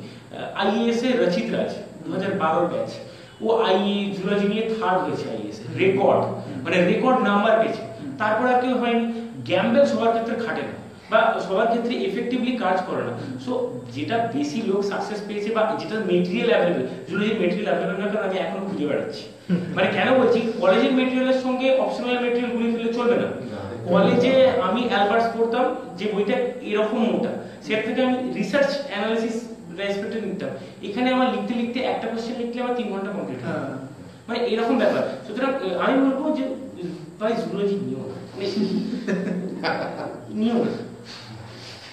দেখে ভালো লাগছে, জামির মোহাম্মদ আমাদের একজন মেম্বার আমাদের এই গ্রুপের, তো তার মা অনলাইন আছেন এবং তিনি জিজ্ঞাসা করছেন যে জামির কমার্সের স্টুডেন্ট, তো অ্যানথ্রোপোলজি বা এই ধরনের অপশনাল তার জন্য সুটেবল হবে কিনা? হ্যাঁ একদম সুটেবল। আমি ফিজিক্সের স্টুডেন্ট, আমি হিস্ট্রির কোনো অসুবিধা নেই। মেটেরিয়াল অ্যাভেলেবিলিটি থাকবে সেরকম, যেটা বুঝতে পারবো, পড়ে একবার বুঝতে পারবো, মেটেরিয়াল অ্যাভেলেবল আছে, এরকম যে কোনো অপশনাল নিয়ে আসবে। একদম। ওকে, খুব কুইকলি আর দু একটা কোয়েশ্চেন। জেনারেল সায়েন্স কোন ক্লাস থেকে পড়বো? 6 থেকে 10 পড়বো এনসিইআরটি, না 9 10 শুধু? উত্তর তো আমরা আগেই দিয়েছি। আমরা অলরেডি বলে দিয়েছি, মাধ্যমিকে 9 10 এর পড়লে অনেক পড়তে পারে, তাহলেই হবে। স্কুলিংটা ভালো থাকলে, স্কুলিং যদি কারো বেস ঠিক থাকে, সে 9 10 পড়লে বেরিয়ে যাবে। আর আমরা তো অলরেডি বললাম যে এনসিইআরটি ফালতু পড়ে কসবেন বিশেষত পোষাবে। ব্যাকগ্রাউন্ডটাতে এনসিইআরটি বইগুলোর উপর বেস করেই লেখা। ডাব্লিউবিসিএস কিন্তু স্কুলিং খোঁজে, মানে কলেজ লেভেলে। হ্যাঁ, স্কুলিং ভালো থাকলে বেস ভালো থাকলে হ্যাঁ ওটাই। পায়েল মুখার্জি সায়েন্স এন্ড টেকনোলজির ব্যাপারে কিছু সাজেস্ট করুন। অলরেডি প্রথমে আমরা আলোচনা করেছি পায়েল ভিডিও শুরুতে। এছাড়া হাসান আনসার জিজ্ঞাসা করেছে প্রিলিমস এর রেজাল্ট কবে বেরোবে? আমার মনে হয় আমরা বলতে পারবো না, এটা আমরা বলতে পারবো না, কারণ এটা আশা করতে পারো এর মধ্যে বেরিয়ে যাবে। বিশ্বজিৎ সরকার জিজ্ঞাসা করছে, thank you sir, please give an idea on preferable cut-off marks for the mains for a general candidate. Average strength for the 55%, optional and including optional. এটা ইয়ার টু ইয়ার ভ্যারি করে, তাও বলে রাখছি 50 to 55% এর মোটামুটি হয়, এর বেশি যায় না। আর এক্সাক্ট আমরা যেটা জানি 2014 2015 যেটা ছিল সেটা একটু বলে দেন তাহলে। 2014 তে কত গেছিল? 890 গেছিল। তাহলে 890 বলে কত আসছে? 50% এর কাছাকাছি। 2014 কিন্তু অনেক বেশি উঠেছিল। আর 15 তে কিন্তু উন্নত কি আমরা তো জানি 690 এর মতো আছে। ও হয়েছে 690 উঠেছিল। তাই বুঝতেই পারছো 200 নম্বরের ডিফারেন্স হয়ে যাচ্ছে। তাই ইয়ার টু ইয়ার ভ্যারি করবে, যেরকম প্রশ্ন হচ্ছে তার তারপর ডিপেন্ড করবে। মোটামুটি একটা কনভেনশনাল যে মোটামুটি 55% to 55 টেকনিক্যাল উইজডম যেটা বলে যে যদি কোশ্চেন খুব ইজি হয় দেন ইট উইল বি 60%, আর যদি কোশ্চেন বেস্ট ডিফিকাল্ট হয় তাহলে কিন্তু এটা অ্যারাউন্ড 50% হয়ে যাবে। সূর্যকান্ত লোহা জিজ্ঞাসা করছে, স্যার প্লিজ একটু বলবেন গ্র্যাজুয়েশন করতে করতে কি করা উচিত, মানে প্রিপারেশন কিভাবে নেবে, এই ধরনের কোশ্চেন করছে অনেকে। এই ধরনের কোশ্চেন করে যে কোনো একটা জবেতে আছে, তো কিভাবে প্রিপেয়ার হবে তারা? জবে যে থাকবে তার যে সমস্যা সেটা মূলত টাইম ম্যানেজমেন্ট। মানে গ্র্যাজুয়েশন করতে করতে মানে পড়াশোনা করতে করতে গ্র্যাজুয়েশন করতে করতে দেখো এই প্রশ্নটার আমি একটাই অ্যানসার দেবো, গ্র্যাজুয়েশন যখন করছো গ্র্যাজুয়েশনের যেটা পড়ছো সেটা ভালো করতে হবে। কারণ যদি অনার্স নিয়ে নেয় তাহলে তার কাছে আর সময় থাকে না। এটা একটা যারা অনার্স নিয়েছে তারা জানে। হ্যাঁ, যদি পাস নেয় আর সে যদি হয়তো এখন সোশিওলজি এরকম টাইপের কোনো সাবজেক্ট নিয়ে পাস কোর্স করছে, তাহলে তার একটা বেনিফিট পাবে যে তার অপশনালটা হবে। যদি এরকম কোনো ব্যাপার থাকে যে তুমি যে সাবজেক্টে অনার্স নিয়েছো সেটা কি অপশনাল লাগবে না, সেটা তাহলে কিন্তু এটা আরো ইম্পর্টেন্ট যে তুমি যে সাবজেক্টে অনার্স নিয়েছো সেই সাবজেক্টটা আরো ভালো করে পড়ো। হ্যাঁ, তবে হ্যাঁ এটা কিন্তু আবার লিমিটেড। কেউ যদি ভাবে যে আমি জুলজি অনার্স নিয়েছি মানে আমাকে জুলজি অপশনাল নিতে হবে, তার কিন্তু কোনো মানে নেই। এই ধারণাটা এক্স্যাক্টলি। সুতরাং আমি তো বলছি যদি কেউ ধরো, আমি এখন কথা বলি, অনেকে অ্যানথ্রোপোলজি নেয়, অঙ্কে সোশিওলজি নেই, এই টাইপের সাবজেক্টগুলো যদি কারো পাস বা অনার্স কোর্স থাকে তাহলে খুব ভালো করে অনার্সটাকে ফোকাস করো, কারণ অপশনালটা রেডি হয়ে যাবে, বাইরে বেরোবে, 1 বছর টাইম নেবে, আরামসে ক্লিয়ার হয়ে যাবে। ইন্টারভিউ এর ব্যাপারে জিজ্ঞাসা করছে সৌম্য ভট্টাচার্য, কিন্তু আমরা পরে আলোচনা করতে পারি। ওটা আমরা একটা আলাদা সেশন আমরা একটা পরে আলাদা সেশন মোটামুটি সব কমেন্ট প্রায় মানে ম্যাক্সিমাম ইম্পর্টেন্ট কমেন্টগুলোকে আমরা অ্যাড্রেস করতে পেরেছি। কমেন্ট অলমোস্ট বন্ধ হয়ে এসেছে, মানে সবাই ক্লান্ত হয়ে গেছে, আর কিছু কোয়েশ্চেন নেই, কিন্তু আমরা ক্লান্ত হইনি, আমাদের এনার্জি আছে। তো লাস্ট একটা মেসেজ আমি চাইবো যে তোমরা ইন্ডিভিজুয়ালি দাও কিভাবে তারা মেনের জন্য প্রিপেয়ার হবে, সাইকোলজিক্যাল স্টেট কিরকম থাকলে ভালোভাবে প্রিপেয়ার হতে পারবে, ওভারঅল লাইফস্টাইল হেলথ। দেখো আমি একটা কথা বলবো যে এখন এই বছর বিএসসি একটা খুব ভালো কাজ করেছে, সেটা হচ্ছে এক্সামিনেশন ক্যালেন্ডারটা পাবলিশ করেছে। হ্যাঁ এক্স্যাক্টলি। তো এবার এখন অ্যাটলিস্ট তোমরা জানো যে মেন পরীক্ষাটা কবে হচ্ছে, হ্যাঁ। যেটা কিন্তু যে সুবিধাটা আমাদের ছিল না। আমাদেরকে হঠাৎ একদিন নোটিফাই করে দেওয়া হতো যে মেন পরীক্ষা এই ডেটে হবে, তোমরা চলে এসো। এবং তার আগে অবশ্য বিভিন্ন রিমোট স্প্রেড করতো মার্কেটে, কিন্তু রিমোটের উপর বেস করে কিছু করা যায় না। তা তোমাদের এই অ্যাডভান্টেজটা আছে যে তোমরা জানো যে আগস্ট মাসে মেন পরীক্ষা হবে। তো এখন এবারে দেখো আমি তোমাদের সবাইকেই বলবো যারাই প্রিলিমিনারি দিয়েছো তারা এখন আপাতত মেন পরীক্ষার জন্য প্রিপারেশন নাও। তোমার যদি এমন মনে হয় যে তুমি প্রিলিমিনারিতে কোয়ালিফাই করবে না তাহলেও না, কারণ তোমাকে সেই ক্ষেত্রেও কিন্তু নেক্সট ইয়ার তো যে পলিসি দিচ্ছে পরের বছর সেক্ষেত্রে অবভিয়াসলি একটু এক্সট্রা বেনিফিট তো থাকবে। তা এখন তুমি তোমরা যেটা করবে সেটা হচ্ছে যে একদম স্ট্রেসড হও না, একদম ফ্রিকড আউট হও না, এবং খুব ভালো করে কাম মাইন্ডসেট রাখো। এবং তারপরে তোমরা যেটা করবে সেটা হচ্ছে যে রেগুলারলি অ্যাটলিস্ট 6 আওয়ার ডিভোট করো ফর স্টাডি। প্রত্যেকটা সাবজেক্ট নিয়ম মেনে রেগুলারলি রিভিশন দাও, এবং প্রত্যেকটা সাবজেক্ট তোমরা যেগুলো পড়েছো সেগুলো মাঝে মাঝেই কিন্তু নিজে যখন একা বসে থাকবে তখন মনে করার চেষ্টা করবে যে আমি এই ইনফরমেশনটা কতটা মনে করতে পারছি, কতটা ভুলে গেছি। এইভাবে কিন্তু সব সময় একটা ইন্ট্রোস্পেকশন দরকার, একটা সেলফ অ্যাসেসমেন্ট দরকার, ঠিক আছে?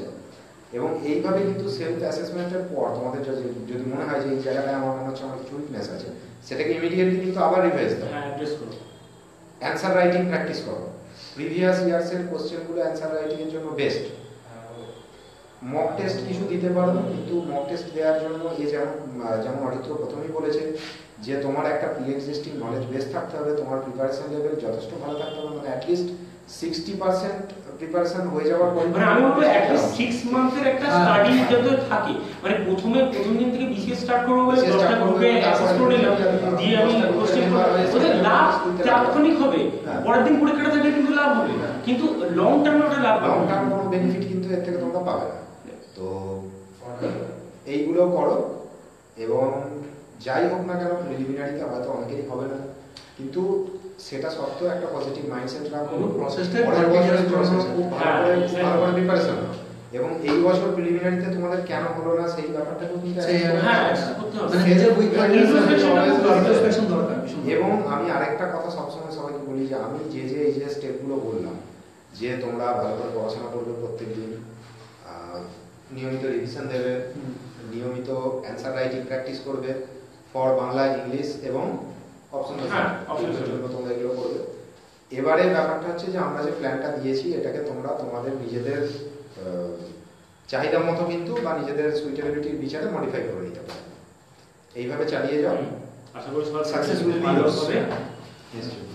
সবাইকে একটা মেসেজ দিয়ে দেব, অরিত্র দিয়ে দেব, এনজয় করো পড়াশোনা করতে, বেশি চাপ না। হ্যাঁ নিশ্চয়ই পজিটিভ মাইন্ডে থাকো। আমরা সবাই আমিও এখন আপাতত প্রিপেয়ার করছি বিসিএস এর জন্য, তো পজিটিভ মাইন্ড সেটটা রাখাটা খুব দরকার, কারণ এটা লং প্রসেস, মানে নিজেকে ডাউন করে তোমাদের আর কোনো কোশ্চেন থাকলে তোমরা জানিও না, ডিপ্রেসড হয়ো না এবং নিজেকে স্ট্রেসড করো না। সবচেয়ে ইম্পর্টেন্ট জিনিস হচ্ছে দেখো আজকে তোমরা যে ডব্লিউবিসিএস হওয়ার চেষ্টা করছো সেটা কিসের জন্য? Ultimately you all want to be happy. হ্যাঁ এক্স্যাক্টলি। তো তাহলে এখন এই যে প্রিপারেশনের যে পর্যায়টা এটাকেও এনজয় করো, এবং প্রিপারেশনের প্রত্যেকটা স্টেজে you have to apply your common sense, because without common sense you can not do anything in this world. ওটাই কিন্তু সবচেয়ে ইম্পর্টেন্ট। ঠিক আছে, কুইকলি আমরা যদি লাস্ট দুটো তিনটে কমেন্ট দেখে নিই, লাস্ট 2-3টে কমেন্ট। বিগিনার্সরা কিভাবে এগোবে, আমরা তো তার জন্য ভিডিও করছি, আমরা সমস্ত ধরনের সাপোর্টিভ ম্যাটেরিয়াল রাখার চেষ্টা করছি। তো অভিষেক মন্ডল, তুমি সেগুলো ফলো করো, আমাদের ইউটিউবের ভিডিওগুলো। দেবস্মিতা সাহা, স্যার আমার গ্র্যাজুয়েশনে কম্পিউটার সায়েন্স অনার্স ছিল, সেটা অপশনাল নিলে কি খুব ভালো হবে? কারণ মার্কেটে তো স্টাডি ম্যাটেরিয়াল নেই আলাদা করে সেরকম। আমরা এটা নিয়ে আগে আলোচনা আচ্ছা, এই প্রশ্নটার Confident আমি একটা অ্যান্সার দিতে পারি। সেটা হচ্ছে যে কম্পিউটার সায়েন্স আমি নিজে কিন্তু এইচএসে পড়েছিলাম, তো সেই জন্য আমি কম্পিউটার সায়েন্সটা কিছুটা জানি, খুব বেশি জানি এরকম নয়, কারণ কম্পিউটার সায়েন্সের আমি প্রিভিয়াস ইয়ার্সের কোশ্চেনও একটু দেখেছি। আচ্ছা, তো তার বেসিসে বলতে পারি, যদি তোমার সাবজেক্টটার উপর খুব ভালো দখল থাকে তাহলে কিন্তু অবশ্যই নিতে পারো, এটা খুব স্কোরিং সাবজেক্ট হবে। না, নিজের যদি নিজের প্রতি যদি কনফিডেন্স থাকে যে আমি এটা ট্যাকেল করতে পারবো, তাহলে যে কেউ অপশনাল সব কিছু নিতে পারবে। তাহলে একটা মানে সায়েন্স ব্যাকগ্রাউন্ডে থেকে কি করে হিস্ট্রি নিচ্ছে, তার নিশ্চয়ই সেই কনফিডেন্সটা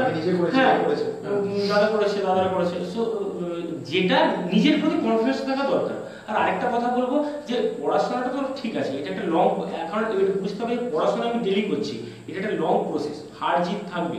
আর একটা জিনিস খুব ইম্পর্টেন্ট, নিজেকে নিয়ে স্বপ্ন দেখাটা খুব ইম্পর্টেন্ট, কারণ যদি ওইটাই তোমাকে মোটিভেট মানে রেগুলার যোগান দেবে, তো বাকি তো সব শরীরকে সুস্থ রাখতে হবে, সব কিছু ঠিকঠাক রাখতে হবে, আর কিছু করার নেই। মিল্টন অধিকারী জিজ্ঞাসা করছে যে মক টেস্ট কোথায় দেব, অনেকেই এই ধরনের কোয়েশ্চেন করেছে। তো আমি বারবার করে বলছি যে মক টেস্ট অলরেডি আমরা 2-3টে কিন্তু খুব ছোট হলেও আমরা জিরো সামের তরফ থেকে কিন্তু পাবলিশ করেছিলাম। ফিউচার আরো মক টেস্ট রাখবো, তো তোমরা ফলো করো।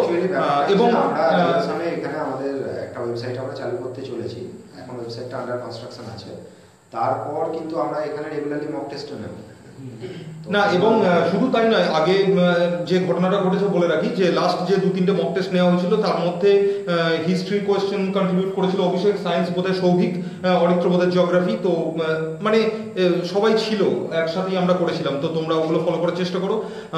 অঙ্কিতা দাস বলছে একটু ম্যাথসের ব্যাপারে বললে ভালো হয়, অলরেডি আমরা আলোচনা করেছি, তো তুমি ভিডিওটা আবার শোনো। আচ্ছা দেখো, তোমরা যারা আগের ডিসকাশনগুলো মিস করে গেছো, এই ভিডিওটা আমরা কিছুক্ষণ পরেই ইউটিউবে আপলোড করে দেবো, তো এই ভিডিওটা পুরোটা দেখে নিতে, তাহলে তোমার প্রশ্নের উত্তর তুমি পেয়ে যাবে। তো চলো, অলরেডি আমরা স্পেন্ড করলাম 1.5 ঘন্টা, তো আশা করি তো আশা করি অনেকেরই অনেক কোয়েশ্চেনের উত্তর দিতে পেরেছি, আমরা সাপোর্ট করতে পারছি এভাবে। তো তোমরা জানো তোমাদের কিরকম লাগলো, আমরা আবার লাইভ হওয়ার চেষ্টা করবো, সবাই একসাথে বা ইন্ডিভিজুয়াল। তো দেখা যাক, চলো, বেস্ট অফ লাক সবার। Best of luck everyone. Bye bye.